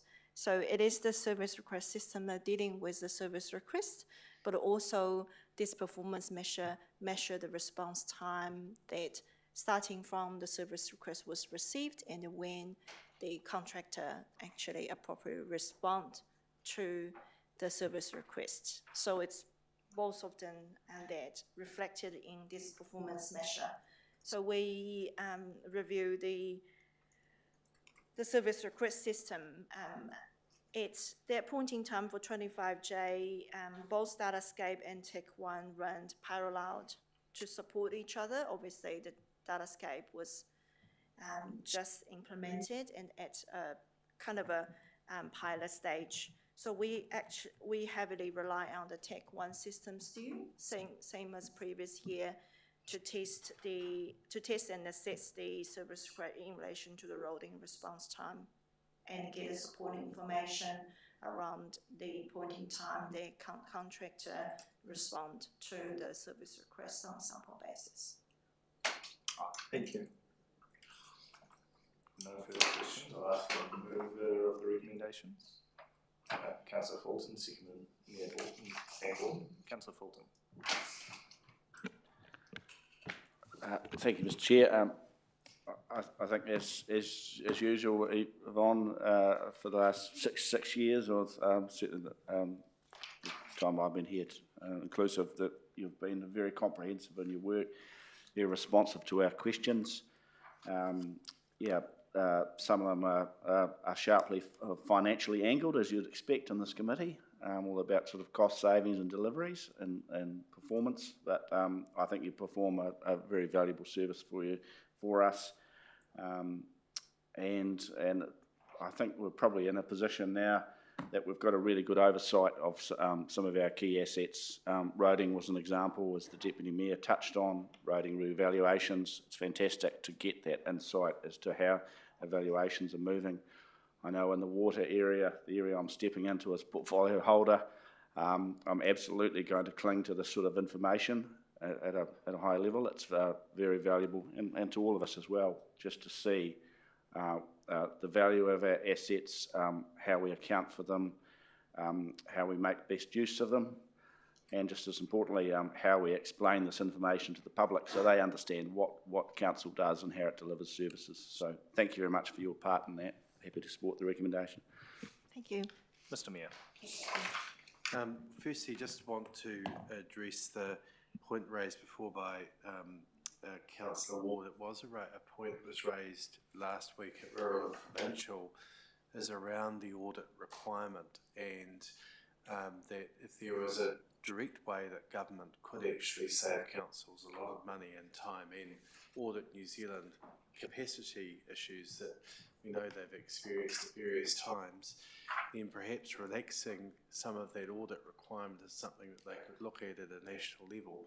We're obliged to follow law and we do, and best practice, and we will always continue to do that. But as they're looking at suites of changes and where there could be savings and other opportunities then at the audit level, that's something that relaxing that may well be meritorious. So that was raised there by a number of mayors in the discussion points where they were looking at things that local government New Zealand could advocate on behalf of the sector. So it's one where there's always a range of views and grizzles, especially just around the level of cost. And that's no reflection on Audit New Zealand, but it is just a reality, especially for smaller councils.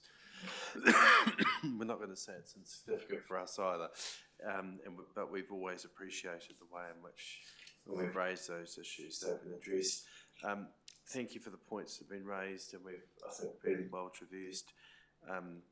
But I just want to also acknowledge our thanks to you, Yvonne. I wasn't aware you were coming up to your conclusions, so thank you for your 6 years service. I've always found that you've been excellent to deal with. We've had some robust discussions over the time where we've certainly pushed back on some of the audit matters to make sure that they're right. And I remember one of them particularly around, especially in our long-term plan and our major roading projects, and that we were able to reflect what we would hope would be NZTA's contributions, because they're not going to occur, well, very unlikely to occur without that level of investment. So showing a higher amount was certainly going to be problematic for us to explain to our public. So thank you for, I guess, those further reflections which enabled us to put forward a realistic program. But I've always appreciated that. And as you know, we have one of the best pack and saves in the country, which I know that you and your husband do come regularly to. So you're always welcome here, and we have the ability to make you a citizen of our district. So you're most welcome to move here and live, in all seriousness. But thank you, Yvonne. We've really appreciated it in the relationship we've had, and go all the best for your future. One hopes you're staying with Audit New Zealand and your skills aren't lost to other councils who I'm sure are the beneficiary of your good advice and hard work. So thank you. Thank you. Thank you, Mayor. Any further speakers? There appear to be none. I'll put the motion. All those in favour, please say aye. Those against? Carried. Thank you very much. All the best. Thank you. Right, next on the agenda, 4.4, financial report for the period ended 30th of September.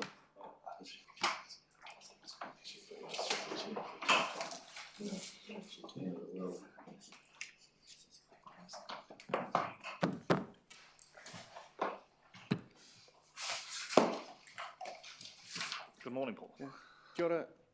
This report is to present the financial report to the end of 30th September.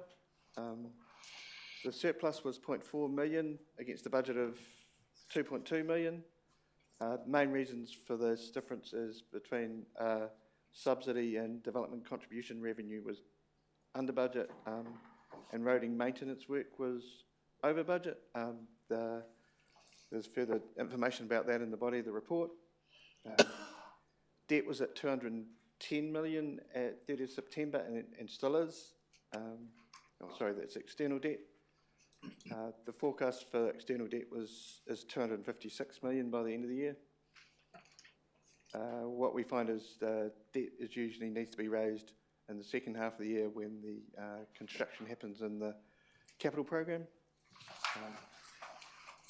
At September, the net debt to operating revenue ratio was 130%, which is well under our target of 250%.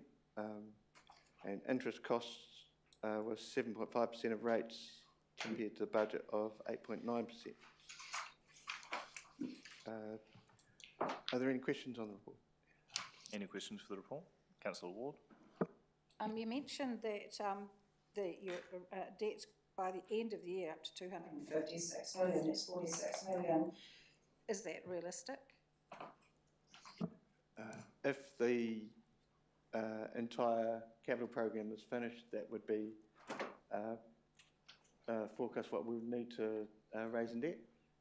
But I think the capital program in a later report is saying that they won't complete the full program, so it's likely that will be less. Yeah. Yeah. So can you just enlighten me? That's a lot. Any major capital programs involved in that might not be finished or might not be completed? Oh, yeah. So you'll probably get the report late. There's a report coming later on. Yeah. But I think the overall it's the areas that they're predicting to be under were in reserves and the roading programs. Sorry, you better to ask in the report that's following. Okay, Yeah. all right, thank you. No, it's just, so do you envisage that we're going to need to borrow before Christmas? You'll need to, won't we? We're not going to. So we're going to stay at 200 and borrowed 210? Yes. That's very good, isn't it? Yeah. So that's where I'm coming from, yeah. is that our projected borrowings are not going to, external borrowings are going to stay static, even though our capital items are going to be met. Yeah, but like I said, the program for borrowing is never steady. It's usually we're doing the borrowing in the second half of the year. Yeah. Because generally the capital program, the first quarter that we're just reporting on, generally they're doing their designing and procurement, and the real spending happens when the construction starts, and that's in the second, third and fourth quarters. So okay, that's fine, thank you. Councillor Bartle. Thank you, Mr. Chair. Similar question, or along similar lines. I'm picking there were some delayed projects from the previous financial year which carried over, which is why that budget, and that is a worst case scenario projection based on all projects being completed in the window. And as you say, it's unlikely that that will happen. Would that be a fair assessment? Yes. Okay, sorry. And secondly, just the interest rates, just breaking it down a couple of lines down, you talk about 7.5% rate of revenue, of rates revenue. So that rates revenue, 100 odd million, just roughly, a bit over. So 7.5 was lower than the projection because the interest rates have come down. So it's been it's a fortunate win for the council. Yes. Excellent. That's a good sign. It's nice to have something go our way. Thank you. Can I just add, you'll see in the cash flow statement there that we're going to spend just under 84 million on forecast on new capital projects. And the loans will be around about 47 million. What we'll have to do is reforecast the cash flow, and we've probably done some of that work already, but we probably should have had as I say, we probably should have had the capital report first, and then we would have had some explanations of what the likelihood is for the spend towards the end of this year. We've already sort of signalled to council that we won't get through our capital works, we're not going to get through our carryovers, and so we're looking at actually bringing through a more realistic capital works program for the next annual plan, which reforecasts a lot of the less priority works. What you'll find when we look at the capital works program is a lot of the work really isn't council's fault. The last time we analysed it was last year.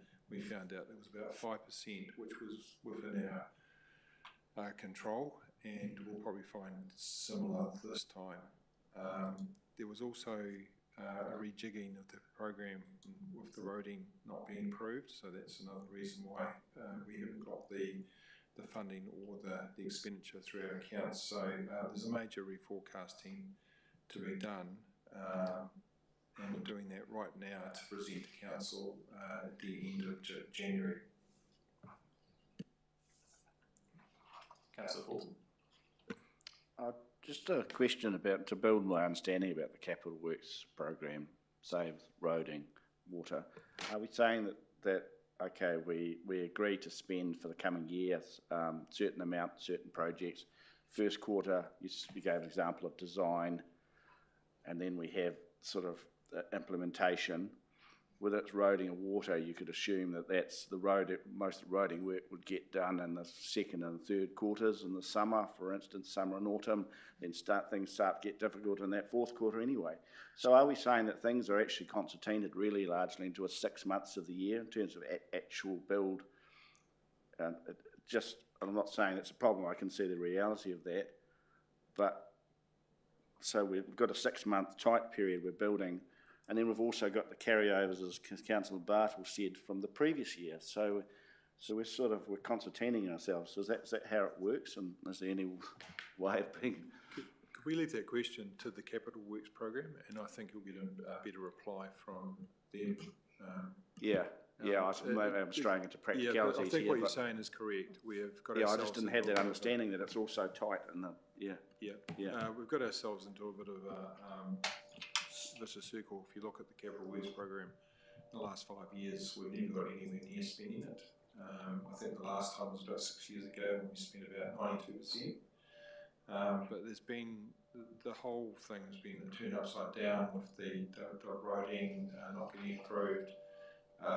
You've got our own Capital Works programs, quite significant ones in year 3, 4, and you've also got it is a consulting. It just concerns me. We're also designing in the year that we build, which is sort of like that's another quarter lost, isn't it? Sort of.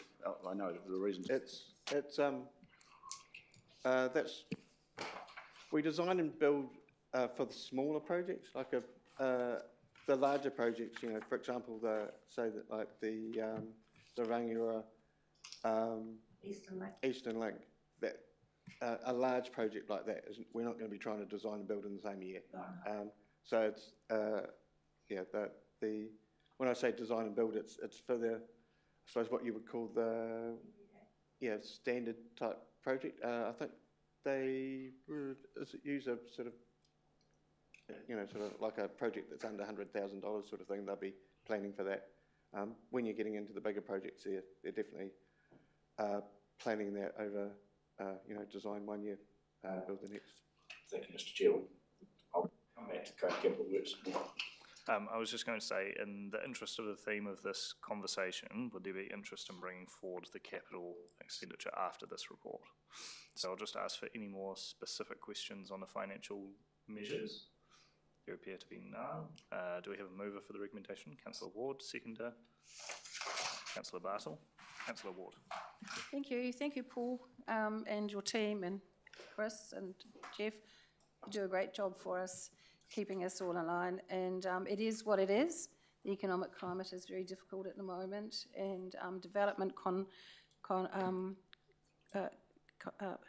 contributions coming through a little bit delayed, which is adding to our woes at the moment at the bottom line. We did have at Community Board the other night from Belgrove a presentation, and we approved new names for the new stage 2, and he did say that so that we can get our development contributions into council. So I went yes. So hopefully that'll be coming through and help in the very near future. So we'll just keep tracking on. Thank you. Councillor Bartle. Thank you. Look, thank you for the report. I think it's very detailed and it covers all the obvious things. So yes, it's a tough one to totally conclude with. Any further speakers? There appears to be none. I'll put the recommendation. All those in favour, please say aye. Those against? Carried. Thank you, Paul. As foreshadowed before, we'll jump to 4.6 if everyone is here. Is it just you, Don? Sorry. Oh, okay. Just move. Capital works. 4.6. I think you may have had a few highlights into the questions you might be facing just then. So the floor is yours, unless you're waiting for anyone. I've sent an urgent message to Jared, but he'll get here when he can. Here he comes, look at that. So I'll just toss out my pre-prepared speech. So just to raise a few points with regard to this report. I think you will note that the program is pretty well advanced in a lot of areas. Speaking on behalf of PDU and the team up there, there has been an awful lot of work over the last 3, 4, 5 months. And as you can imagine, at the start of each year, first of all, we need to understand the scope. We need to allocate a resource to that. We then need to get agreement with the asset managers in terms of exactly what we're going to do, by when, and at what cost will PDU be charging, and then only then will that project manager, whoever's been allocated, be beginning the work on getting underway. So there's certainly quite a bit of preliminary work needs to happen. We usually get underway with that well in advance of adoption of the annual plan, because it's largely going to be as per the draft annual plan, but nevertheless, a lot of that time is spent in preparing. And we largely have our program well allocated and underway, which I think is a really positive thing. I would just refer to the question that was raised before, which is a very relevant question. I think the council hasn't been as good in the past as it should be at spreading out that expenditure over the previous years, and that has caught us out again and again when suddenly $1 million has popped up in the district in the annual plan, and we're not all that prepared to spend $1 million, and so we are then carrying it forward. We've been putting an awful lot of work, not to say we get it right every time, putting a lot of work at it. Often these projects actually are spread over 3 years, so we do the sort of the feasibility optioneering in the first year, before we get on to the design and consenting, and often we have land purchase, a number of those sorts of things as well. So it can be multiple years, and we are looking to improve a lot on the spreading of that expenditure over those years. I think we still can improve on that, but certainly it's in some steps that we have been taken. While saying that we are well advanced in delivery, there are a range of exceptions that you will see in the report. I think it's probably better explained. Jane, who unfortunately offers her apology, who has now taken over the preparation of this report, has put quite a lot of work into getting that explanation to you better with a table format rather than a whole bunch of words, which was traditionally what was presented to you, which hopefully gives much more clarity about the individual projects that we are seeing. The roading, I think I'll just quickly mention that in particular, the comment that Jeff made is 100% right. We didn't really get clarity about that roading program for probably the first 6 or 7 months, and then you might recall there were a number of reports to the council in terms of what we did about that lesser. So it was getting through. We'd already lost a half of the first year before we really reallocated our program there.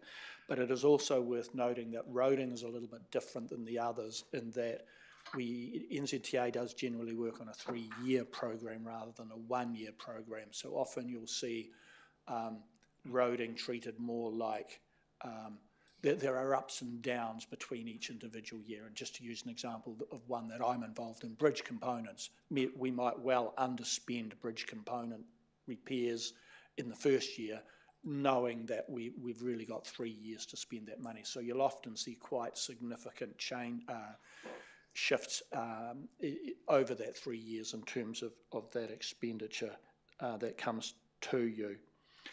Another point I just wanted to raise is the expenditure has all been carried over. So when we talk about the carryovers, expenditure has all come through to this year. So many of the projects have got quite significant, either signalling is complete or quite significantly advanced in terms of the amount of expenditure. But unfortunately, all of the budget didn't come through in each instance.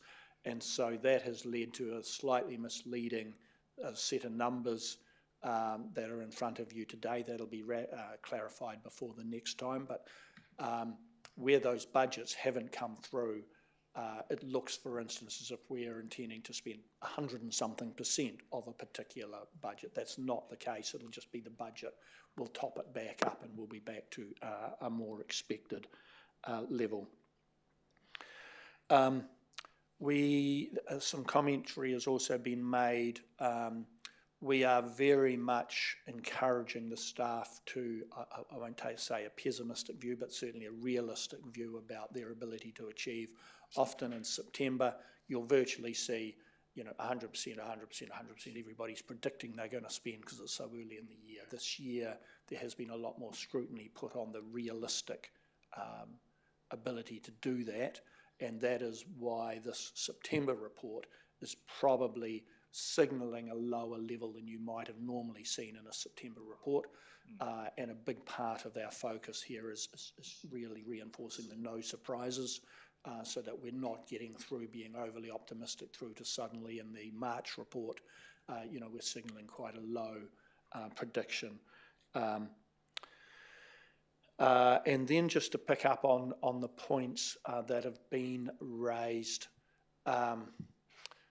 we are predicting around about a $20 million carryover from this year to next, and that is traditionally sort of the number that we that has been the case. And if you add that $20 million to the current annual plan budgets, it's significantly over what we have been able to deliver through our normal resourcing channels. So the first cut has been the staff in preparing their revised budgets, which will come to you in January, February. They have been instructed to be far more rigorous on what they're now going to ask for or come to you in January, February for next year. I think it's fair to say that first cut went past, for instance, Gerard on Monday, and he's signalling that he will be putting further scrutiny over. He doesn't believe it's been reduced to the level he would like to see it. So I think by the time you get to see the annual plan budgeting program for next year, we will have worked very hard both at staff level and then at management oversight at getting that down to a level that is traditionally more what we can achieve. And it is quite hard to state a sentence. So what do you normally deliver? For instance, when we did the main power stadium, suddenly there's 20 million extra that we delivered that year, all in one huge big hit. So there are certainly ups and downs with the stormwater works in Kaiapoi was another one where suddenly there's a big hit of works. We had a specialist team led by Rob Kerr and several others to deliver a large amount of work. But traditionally, we think we're settling on around about 55 million is our normal churn for what we would deliver each year. And if you've got 20 million coming over, that's a relatively small amount. So as Jeff says, we're probably seeing this coming year as a bit of a reset to just really let us refocus on getting back on track. But it won't just be a one-year reset. We'll then, of course, need to think about the following 9 years as part of the LTP, because otherwise all we've done is pushed out 20 million or 40 million into the next year and face the same problem. So there's probably quite a bit of work to do to refresh. I think that might well form part of your strategic discussions that you have coming up, because there's some big calls there. Everything that's in the budget is there for a reason.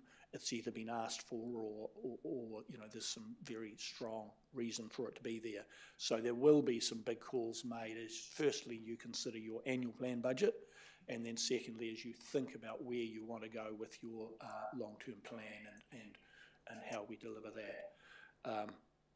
That's an awful lot more talking than I normally do. Jared, I'm not sure if you had anything you wanted to add at this stage. Just maybe a few specifics. So just to get a little bit more context in terms of what Don's been talking about. Yes, we are. So inside the machinery of the organisation, we've had the staff have put their first cut of the budgets together. Some of the things we're looking at are, just as an example, if we've got a property purchase that's quite substantial, we're likely to push, if we haven't got a high level of certainty that it is definitely going to land in that financial year, we'll push it out. But we'll put in the commentary that if for some reason we can conclude those negotiations and bring that purchase into next financial year, we would bring a report to council at that time. So we're trying to, because a lot of these numbers you see, you might look like, oh, you're not delivering your capital program because you've only spent a relatively low proportion of it. Sometimes there's some quite chunky things like land purchase in there that's completely, not completely out of our control, but we're only one party to that. So we're trying to take some of that risk out. The other thing is if we haven't got a certainty about a resource consent or something like that for a project, and probably the other one is community buy-in, and that's effectively, some of these projects we do, there are a number of options, and it's got quite a process to go through where you're engaging with the community, working with the community boards, then bring it back to council for approval on an option. And just one example is, you can think about the Mandeville stormwater project there. There's a huge amount of community engagement around that, so high level of risk that it's not because we can't technically deliver it, it's just because we, they're really important projects to the community, and we want to make sure we've got the right option landed before we progress.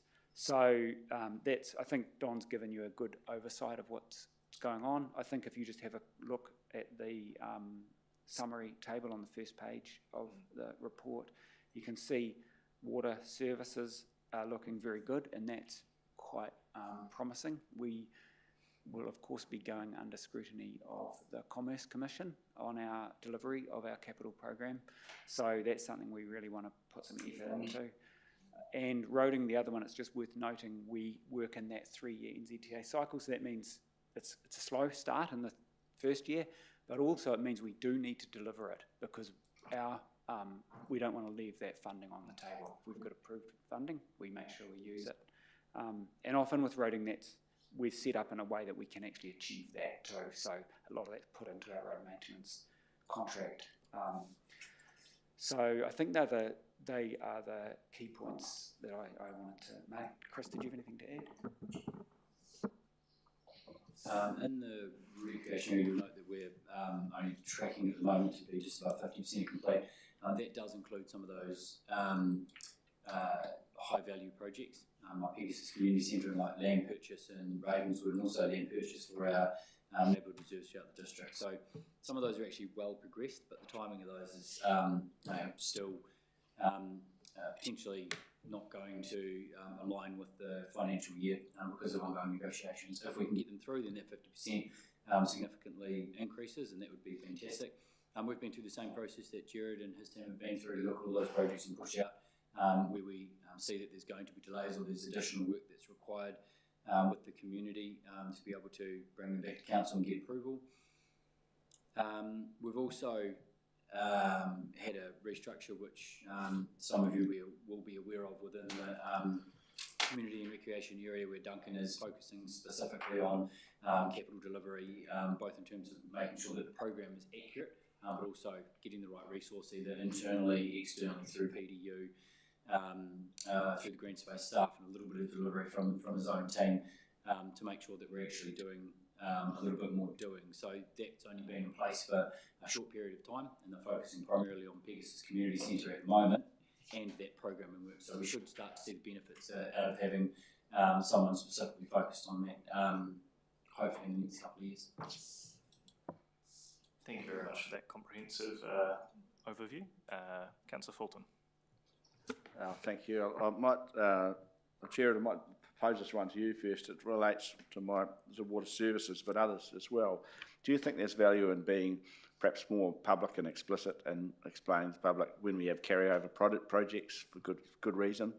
You know, that this is not a new spend where we haven't blown the budget. You know, and Don explained it as well. Actually, that this is a carryover project. The money's in hand. We've had delays. You know, we can see in these audit reports you've had at-risk projects and the ones that spill into the new year. I sometimes feel the public don't often understand that when they see a water well that hasn't been dug or completed, or, you know, what are the pros and cons of being more explicit and saying to the public, well, we're behind, but we're doing okay. This is the reason why we're not there yet. Oh, look, I think it's always good to be really open with the public and explain the complexity of the delivery of this program, and some of it is a little bit technical in terms of we might be carrying a whole budget over. We might have spent a huge amount of it and we just haven't quite finished it and capitalised it. So it looks like we haven't delivered as we said. Sometimes I could carry over literally a new spend into a new year and the public misunderstand that. Yeah, that's right. Yeah. So we can do a lot more to explain. I think we try to do that without making it look like we're making excuses or anything. Probably one of the things we're going to find is the regulators, they tend to not really worry about excuses. They can be quite black and white. And we find this with our compliance with water standards. So you might have, using it as an example, so we might have fully compliant water and we lose our data record for a day out of 365, and then they'll say, oh, you weren't compliant for the year.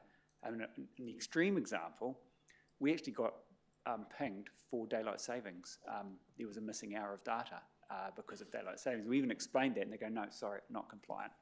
So we've just got to be aware that when we're going into the Commerce Commission, they'll probably be quite black and white. So we really want to get ahead of it so that we're trying to land our projects fully by the end of the financial year.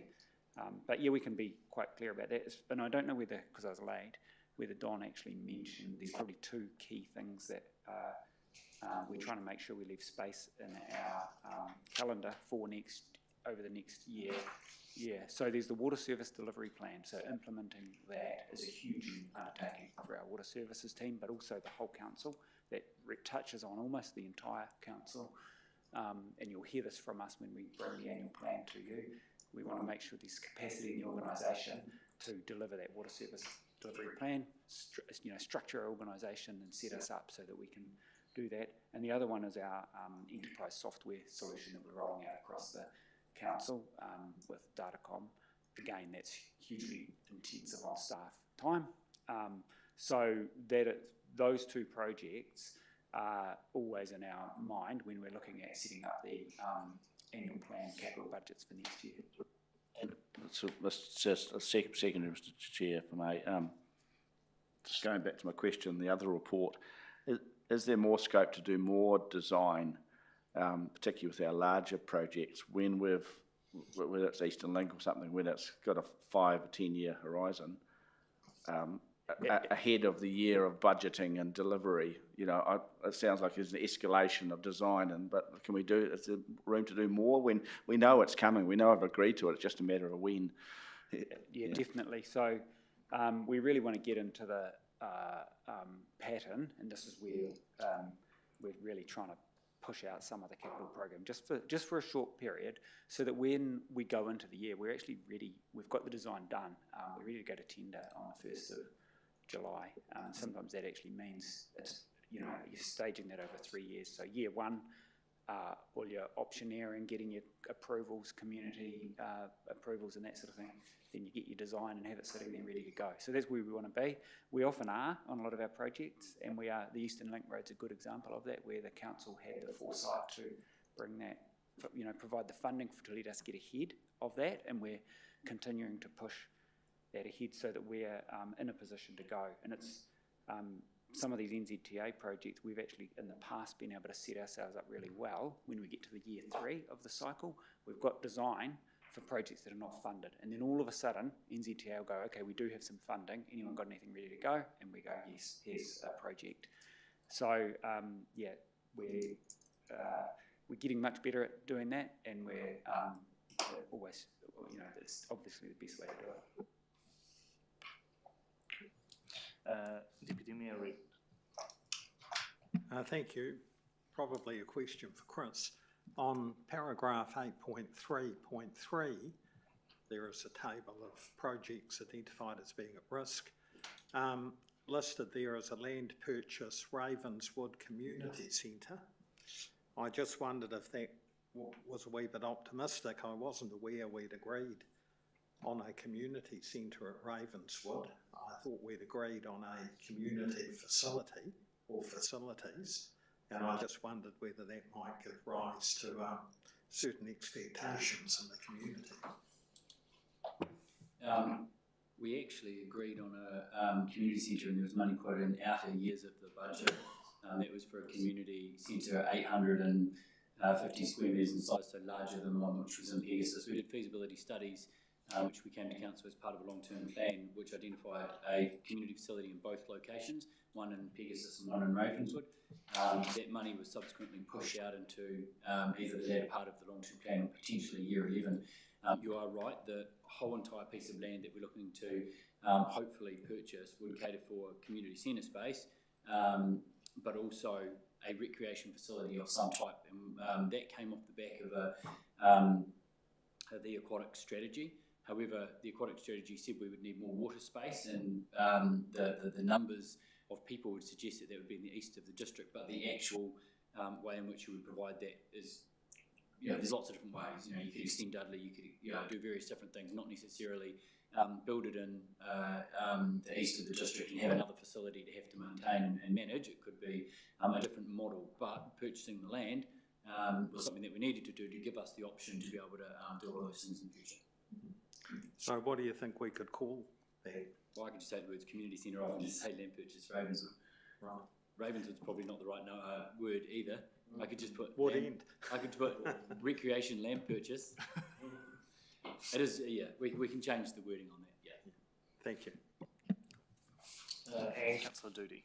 Okay. Just two small questions. The Waimakariri Gorge Bridge, the old one.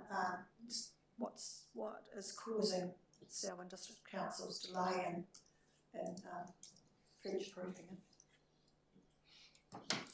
It's a pet with me. I wouldn't put it that way myself. It's an asset that we jointly own with Selwyn. Yes, I realise that. And I think it's nearly 150 years old. It is. Yeah, and it was originally designed for as a rail bridge. It was repurposed as a roading bridge, and it's probably just worth for the new councillors a bit of the background on this one, because it is an asset that we have an ownership in, and it is challenging. So ideally we'd put a concrete deck on that bridge, and you can't do that because a concrete deck would weigh so much that in an earthquake it would break the bridge. So you have to have a lightweight bridge on it. In I don't know what year, it might have been 1950s or 60s or so, a timber deck was put on, and it was basically, if you just imagine planks of wood stacked on their side, you know, they're quite thick pieces of wood. They were nailed together and bolted down, and that actually served for quite a few decades, that deck. And it was in an environment where it got fewer cars than it gets today and much lighter traffic on it. You didn't have the big heavy trucks or the big agricultural equipment that you get today. It was only about 10 or 15 years ago we actually duplicated that because that deck had fallen to bits, and you have to use Australian hardwood. So I think the timber, you just can't get it as good as you used to be able to get, and also the traffic loading was a lot more. So that only lasted about a decade, that deck. So our latest deck we've used is, the best way to describe it is really thick plywood, and it comes from it's either Solomon Islands or Papua New Guinea or something like that. It's the similar material that was used on the Rakaia Gorge Bridge, and so when you go over the Rakaia Gorge, if you're coming from the north, the first bridge you go over is the same kind of material, and you'll see there's an issue with that. At the joints and the planks, the deck delaminates. So we've got a bridge that has got quite a bit of flexibility in it, just in the way it's constructed, and it needs to have that kind of movement.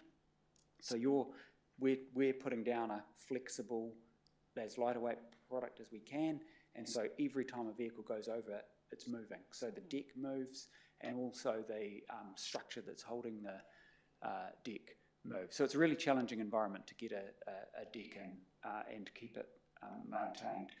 We've been looking at options to try and improve the surfacing there.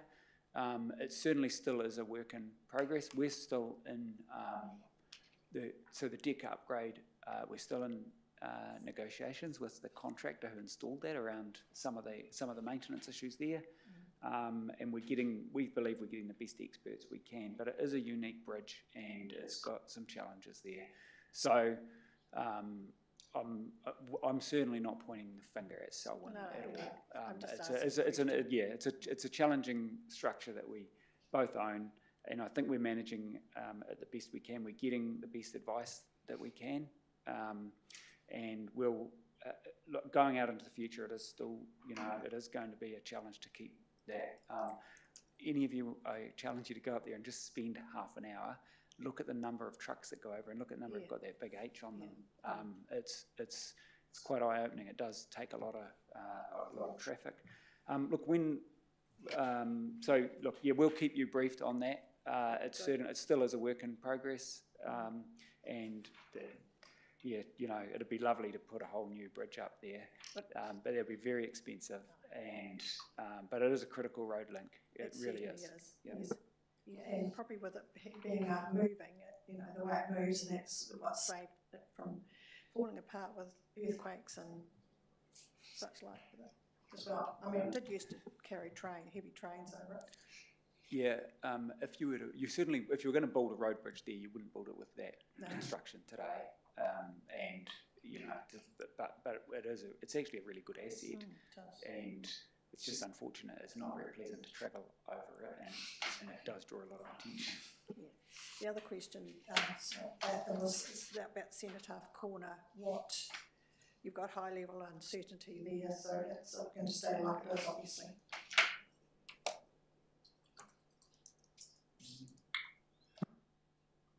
Cenotaph Corner had quite a lot of debate at community board level that you might be aware of about exactly what it was that we wanted to achieve there. And I think there was not quite alignment between the sort of the staff thoughts, which were pedestrian friendly, cyclist friendly, those sorts of things, versus I think the community board were more potentially looking at traffic capacity. So I'm not quite sure where that has got to in terms of the next stage of that conversation. But there is some quite big thoughts that need to align before I think we actually get to build anything. Oh, thank you. Yeah, that just, it's not a question now, but having been to the last RSA, just the other day, the noise and from the traffic going through there when they're trying to have their service was very good. Thank you, Councillor. Are there any further questions of the report? Councillor McLaren. Thank you. My questions, probably 2 or 3, relate to drinking water on page 10 of your report. I just note the questions around the water loss, the annual target of 22%, actual 24%. That seems quite a high amount of water to lose from abstraction to delivery. So 2 questions. Any thoughts around that? And the second, how is that actually measured in the absence of water meters?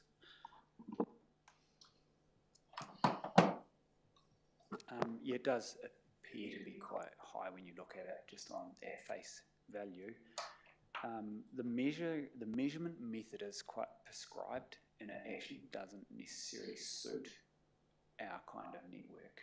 And you're quite right, we don't have meters on a majority of our schemes, and we've got restricted schemes as well. So we've got restrictors. So it's actually hugely challenging to try and measure. So because we've got a figure that might say 20%, that doesn't necessarily mean we've got 20% leaking out of pipes. It's just we haven't got that accounted for. And to do that, we would have to put meters on every single property. And I think that's going to be something that we're going to continue to get challenged on going into the future. There's certainly not a requirement to put water meters in. And for us, we can produce water for 60 cents a cubic metre in this district.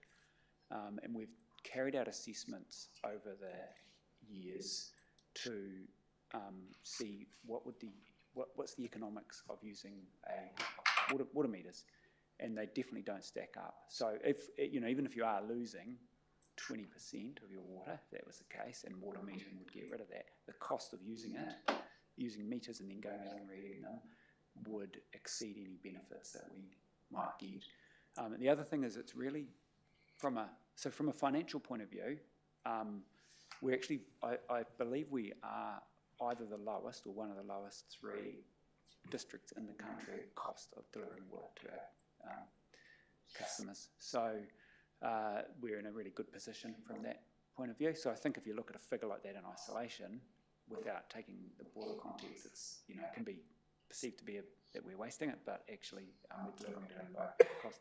The other thing, from a water conservation point of view, I don't know the exact figure, but the proportion of water that is used for our supplies, of all the water that's used in the district, is very small. It's I don't know, I don't want to put a figure there, but it's something in the order of maybe 5% or something. So even with that, it's actually a very small proportion of the water that's used in the district. So we're not having any kind of environmental impact by doing that either. But look, it's certainly something you'll be aware we're in exemption applications underway, and a big part of that is demonstrating a tight network, good understanding of where your water goes. So there are things we can do short of putting meters in on every single boundary. We can measure how much is going into different zones. We can do night flow recording to get an understanding of where that might be. So it is something that we do take pretty seriously, and we're looking to improve that. And some of that will include some form of metering. but some of it's just other things that we can do in terms of ensuring we don't have any leakage from the network. Just to clarify, Councillor McLaren, are you currently asking questions on 4.5? Yes, it is over on, yes, it is 4.5 on page 10. Yep, so we'll get back to that because that's the non-financials. We were just currently debating the capital works 4.6. So apologies for that. Oh, right. Yeah. Oh, sorry. So if there are no further questions on 4.6, which appear to be none, do we have a mover for 4.6? Do we have a mover for 4.6? Okay. Second, Councillor Fulton. Councillor Doody. Just to clarify, we're discussing the capital works September quarterly update. That's correct. Yeah. That's been well implemented. Thank you. Councillor Fulton. No, I think there's very good explanations there as to how it all works and how it's come together and how it could be done better in future. So I won't open up the project names. The jobs will be here for weeks. So no, thank you very much. And, happy to support. Further speakers? There appear to be none. I'll put that. All those in favour, please say aye. Aye. Those against? Carried. Excellent. Thank you very much. And now we'll go back to 4.5, non-financial performance. Thank you for that interlude. Just here to trip you up. Is Helene joining us today? Yes. Okay.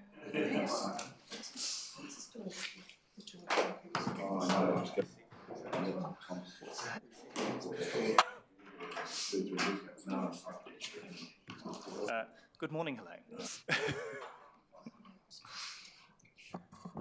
Morena koutou. Thank you, Mr. Chair, councillors. The purpose of this report is to provide you with an update on the quarterly non-financial performance indicators for the period of July to September 2025. That's quarter one of this financial year. You will see, I'll just highlight a few quick points and then I'll open to questions. I'll take the report as read. You'll see, of course, in table 1 in the summary, a reasonably good start to the year with an increase on the previous year in terms of targets being met to 87% or 78% of the non-financial performance indicators, which is, we think, a good result. You'll note also that there is about 8% of those items that we have not met but are within 5% of meeting, so pretty close to, and then 4% of those measures, of course, or 4 of those measures excuse me, are too early to determine as to whether we'll meet them. So we think this is a pretty good start. It is a quarter one report, of course, so there's a lot of water to go under the bridge before we know exactly where we'll end up, but it is a good start.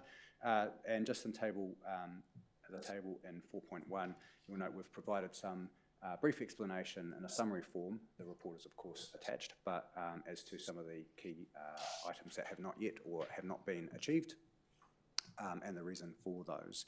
And you'll note that some of those relate to 3 waters where we have an actual program of work to address some of those known target requirements. So very open to any questions that the committee might have, Mr. Chair.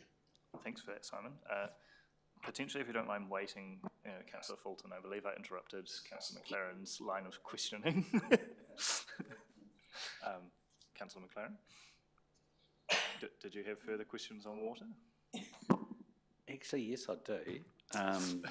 In relation to the loss of water from the network reticulation system, if there's a loss of pressure within the system, the question is, does that raise a risk of contaminated surface water or whatever, or water from the groundwater entering into the system, obviating the success of the protozoal and bacterial treatment between that point and the point of delivery?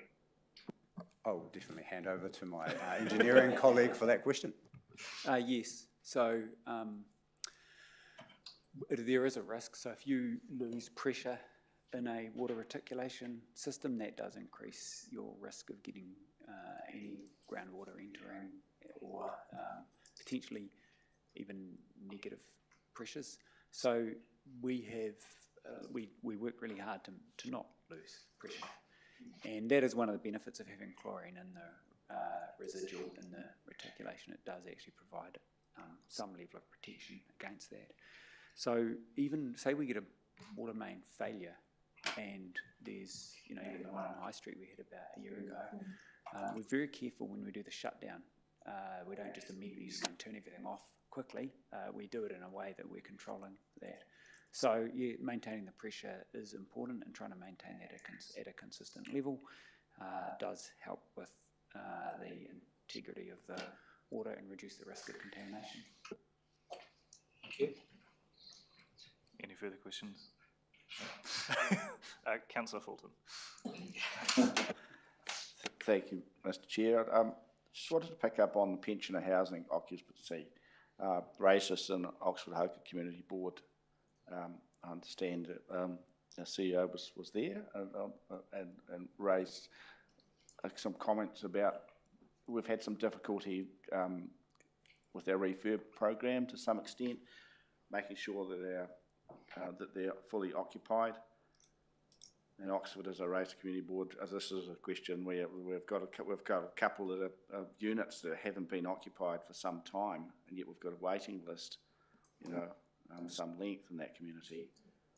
So perhaps can we have some sort of response as to what's going on there, or can we have it looked at perhaps in more depth in another report? I don't, Chris, I don't know whether you have any questions. Yes, sorry. Like asbestos was a problem for an Oxford to the units, but is there something more widespread that we should be aware of, or something in the program? I'll get back to you. I've asked the question. It got raised probably a week ago, so I'm still waiting on a response around occupancy rates there. I'll get back to you. Just generally, I mean, not just Oxford. Yeah. Councillor Ward. Jared, you know what I'm going to say here. It's about our water and our chlorine in our water. We're having a terrible time. Our plumbers are replacing each plumber up to 4 cylinders every week in houses that some only have been built for 4 years. We had an issue after 7 years with our cylinder. I've just had a neighbour who's had to spend $9,000 replacing her cylinder. She had to go get a hire to take it through the roof. I've sent her a photo through to Jared, and certainly you can see all the chlorine all through the cylinder. And I just wonder, how can we, I don't really believe that we need chlorine in our water, or the other option, as I said in my email to Jared, do we need to make aware to our community that we recommend everyone pays $1,500 for a filter, which would save them spending money on new water cylinders periodically, because it is affecting, you know, not many people. She's a widow, but she's also come from construction, so she knows what she's doing. But then just down the street, there's another cylinder sitting outside someone's house. This is just in our street alone. And I know that the plumbers are just really very happy about having all this work to do, but I'm not very happy that we've got a community that is having to replace unnecessarily, I believe, cylinders because of the chlorine content in our water. So this is definitely an issue that we get a number of service requests over. I think it's really important. First and most important point, we are obliged to deliver compliant water, and the standards require that we have a residual disinfection in it, and we use chlorine for that, and that's really the only feasible product that you can use. It's internationally, like it's mandatory in the United States to have chlorine.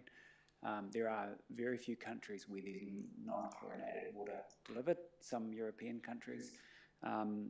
And as you're well aware, we are in a very challenging process of trying to get exemptions for our water supplies to not have chlorine. you will recall this council did advocate quite hard on behalf of our community when that legislation was going through, and I went up along with the mayor to Parliament to make our submission. And so I think as a council, we've done everything we can to advocate on the standards on behalf of our community, and we've also doing everything that's practical to get an understanding of what an exemption might look like. And one, it will be, this will come as no surprise. When we do start to quantify, it'll be very expensive to try and have a non-chlorinated supply. So we don't want to give a perception that it's an easy thing. I think the other thing that's really important, we've got to be careful not to say the cylinder failed because of chlorine. And I saw those photos, and you cannot see chlorine there. That's where what's happened there is there's been a leak from the hot water cylinder, and if you get this on your kettle, you get scaling and that sort of thing. That's not actually chlorine. That's just minerals in the water. And when you've got a hot water cylinder, the water can evaporate off, and it leaves behind a mineral deposit, and that's why you get that white there. So I've had my own hot water cylinder fail in my house, and I just remind myself that cylinder was put in, I think it was like 1997 or 1987, I don't know, some year like that. So it's been there a long time. And Rangiora water was chlorinated up until 2012, I think. So that cylinder had been in chlorinated water all of that time. When we got the new bores from Kaiapoi online, we engaged with the community and had very strong feedback. They didn't want the chlorine, so and at that time we were able to take it off.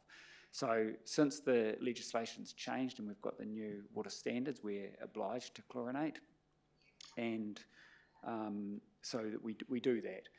And whether or not there is chlorine in the water, people will have hot water cylinders get to the end of their life and fail. Sure. Oh, yes. Potentially. And I saw that cylinder was to a New Zealand standard. So I think as a council, we've done everything we can for the customer. When they get their building consent, we're making sure that their plumber's using standard cylinders that are up to standard. We're delivering water that's up to standard. And we're not actually the party that's responsible for that failure. It's the owner's responsibility, unfortunately for them, as the owner of a hot water cylinder. It's just like your car. Things go wrong with it over time, and you need to replace them. And that is the situation where I think it would be very dangerous for us to start to say we're going to pay for people's filters on their property or paying for replacing hot water cylinders or something, because actually that's not what we collect rates for. The other thing is I would also be reluctant to as a professional engineer, to advise that we're telling people to put filters on their water supply, because actually that chlorine is providing them a residual protection even within their household plumbing. And if you put a filter on that, it's another thing for the property owner to maintain.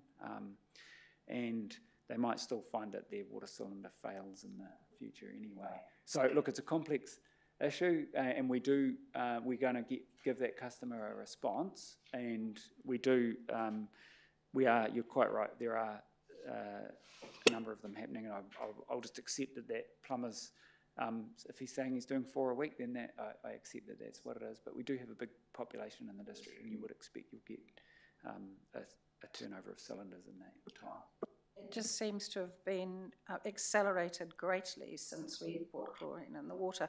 What I'm really saying is, should we be recommending to our community that they purchase a filter for their properties? So no, I don't think we should be. That's something they consider. We also, I think you do have an option when you're buying your hot water cylinder to get them made out of different materials. And so some are built to last longer, and so that's probably where we would give people the best advice is, and I'm sure the plumber, who's quite reputable, would be giving them that advice. Here's your options. You can get in terms of the quality of the hot water cylinder as well. Any further questions? There appear to be none.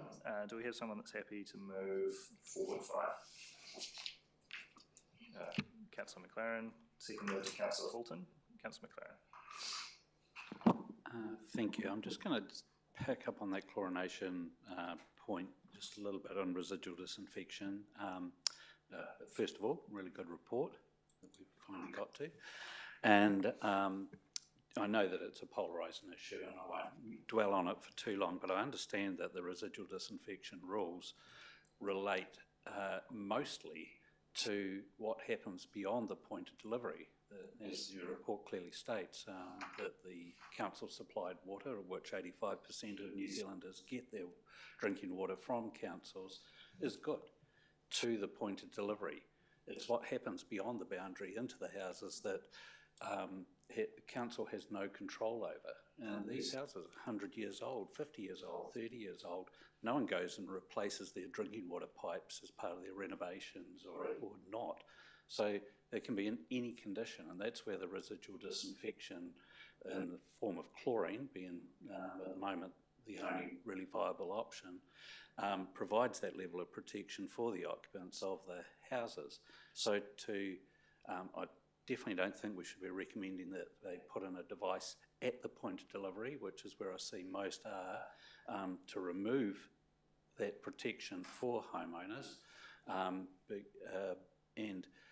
the associated costs with that.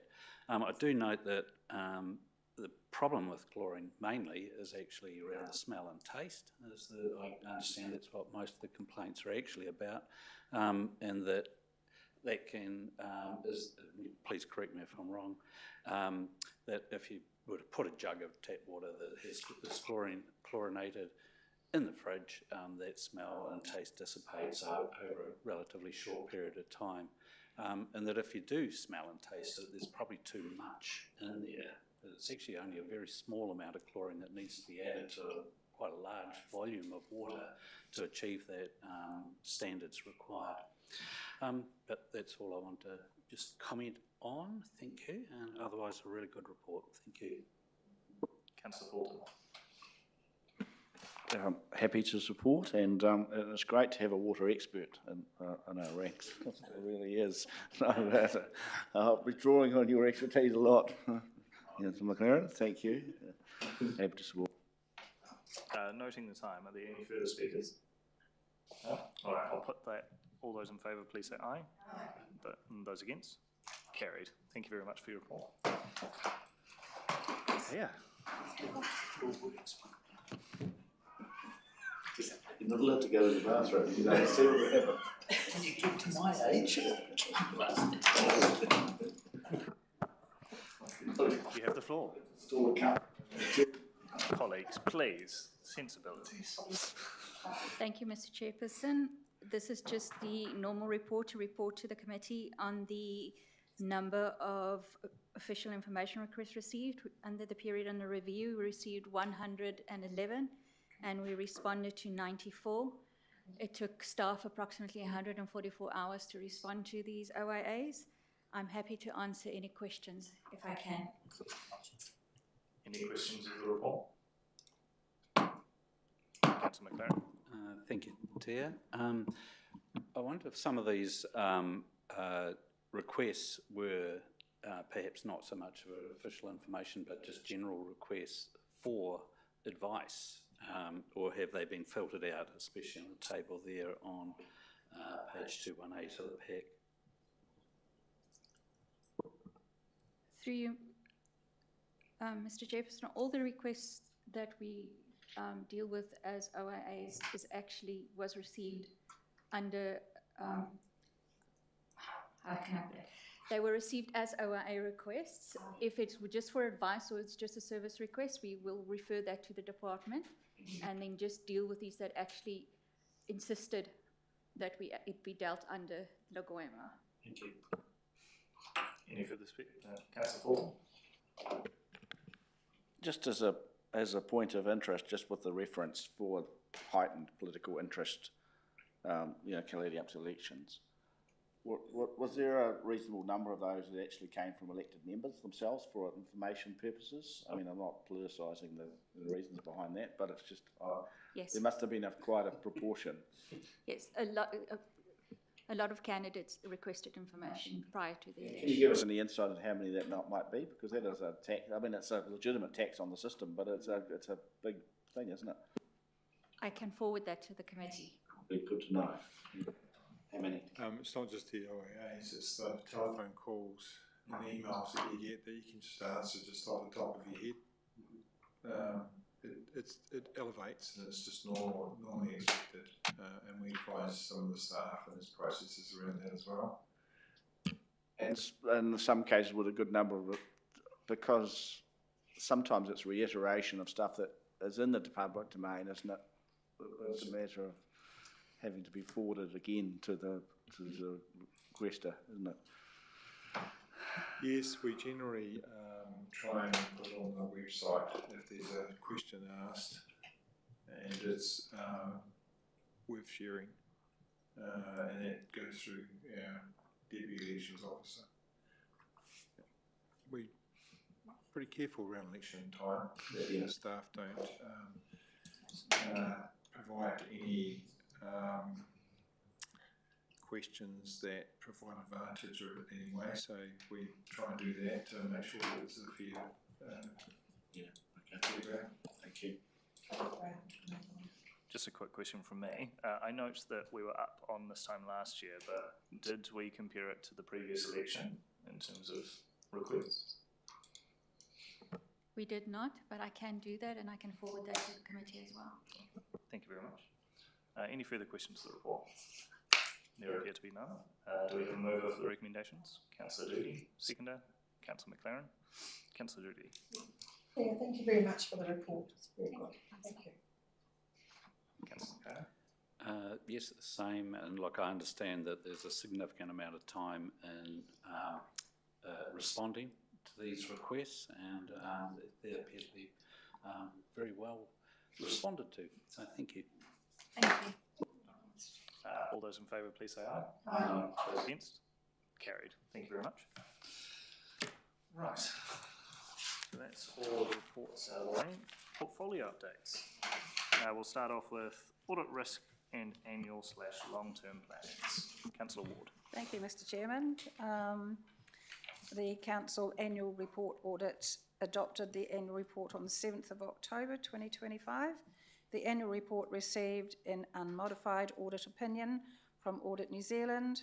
The key observations and findings from that audit were included in our report to Council earlier today by Yvonne Yang from Audit New Zealand. Now, our annual plan process, budget preparation is underway by departments with review processes to be completed before Christmas. The Annual Plan Project Control Group, PCG, has been formed, which I'm one of them, as well as the Mayor, and meetings set. It also states that the portfolio are the elected members' representatives. There we go. There is an initial briefing on the annual plan process this afternoon. This will provide a high-level overview of the process, including key dates and milestones. We'll also cover the current environment and early messages. The Council Strategy Day is scheduled for the 4th of December. This will be an opportunity for management to share a more developed position with the Council. This will be a key touch point for councillors to provide input on key priorities and direction of the annual plan. Budget packs will then be sent to councillors in mid-January 2026 for consideration at the council budget meetings on the 27th and 28th of January, prior to adoption of the annual plan for consultation on the 17th of February 2026. Thank you. Thank you very much. Any questions of Councillor Ward? There appears to be none. We'll move on to communications. Councillor Powell. Thank you. I do have a report. The media, they responded to 96 media queries in the last quarter, which ran from July to September. proactively put out 36 media releases. There were 5 engagement projects, mainly focusing around play spaces. So there were 103 new registrations, primarily in the youth space. So the participant database now is up to 3,189. On the website, there was 162,000 sessions by 86,000 users. The top 5 news stories were the BNZ Corner, the election, finalised district plan, strong wind warning and tolling of the Woodend bypass. Top searches included the district plan. So on social media, Facebook continues to be the primary channel. There is now over 25,500 followers, 512 which are new. Clear focus on election content, which was balanced by the service in civic posts in that beginning of the Do You Know series. The content tone was constructive and civic-minded. Sentiment tone was net positive to neutral, helped by fast moderation and a human tone. Some of the more fun campaigns included Welcome to the Birds, Love Your Organics, and Do You Know Waimakariri. More serious campaigns included the annual report and the election content. That's my report. Thank you. Any questions of the report? Cool. We'll move on to customer services, Councillor Doody. Nothing to report. Thank you very much. And hopefully for the maiden speech of a new portfolio, Councillor Bartle with procurement. The challenge around that is that your first official meeting on this portfolio is actually tomorrow morning. Excellent. Having said that, good enough to give me some information that I can talk about. So updated procurement and contract management policy was approved by the council, as we know, back on the November meeting. The focus for updates to the policy were to simplify the policy to improve efficiency, understanding, adhere to the policy, and amend key thresholds in the policy to keep pace with inflation. The policy also included separate requirements for procurement of contracted services and consultants, basically, to ensure the appropriate level of oversight and scrutiny. The policy update was a minor update to the existing policy. A more comprehensive review of the council's overall procurement framework will occur over the next 3 years. This will commence with the procurement strategy in 2026, a further and more comprehensive policy review in 2027, and an update to process and guidance documentation following this. Reporting. Quarterly reporting to the management team on cost savings and efficiency initiatives is continuing. Many initiatives are at their early stages and focus on process efficiencies and procurement processes designated to release savings to departments. Budget process. The department budgets are currently being compiled. Budget narratives for each department will now include a specific section on cost savings and efficiencies for the first time. This will provide greater transparency on cost savings and efficiencies being released by each department when council reviews annual plan budgets. Excellent. And thank you very much for the Any questions of procurement? No. Any questions under standing orders? Any urgent general business? Excellent. Next meeting will be on Tuesday, the 17th of February 2026. Thank you all for your attendance. I've been informed that lunch will be ready at 12 in the council's lounge. Light lunch.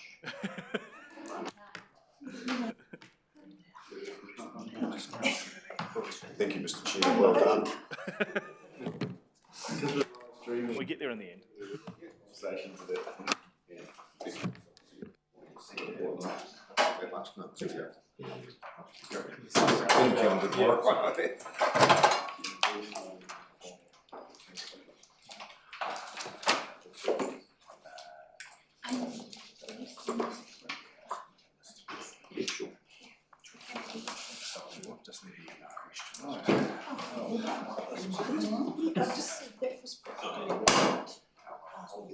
Too soon for us to say.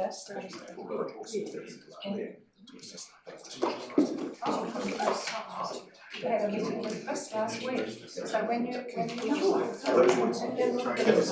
It's a long time for you in the chair, Mr. Chair.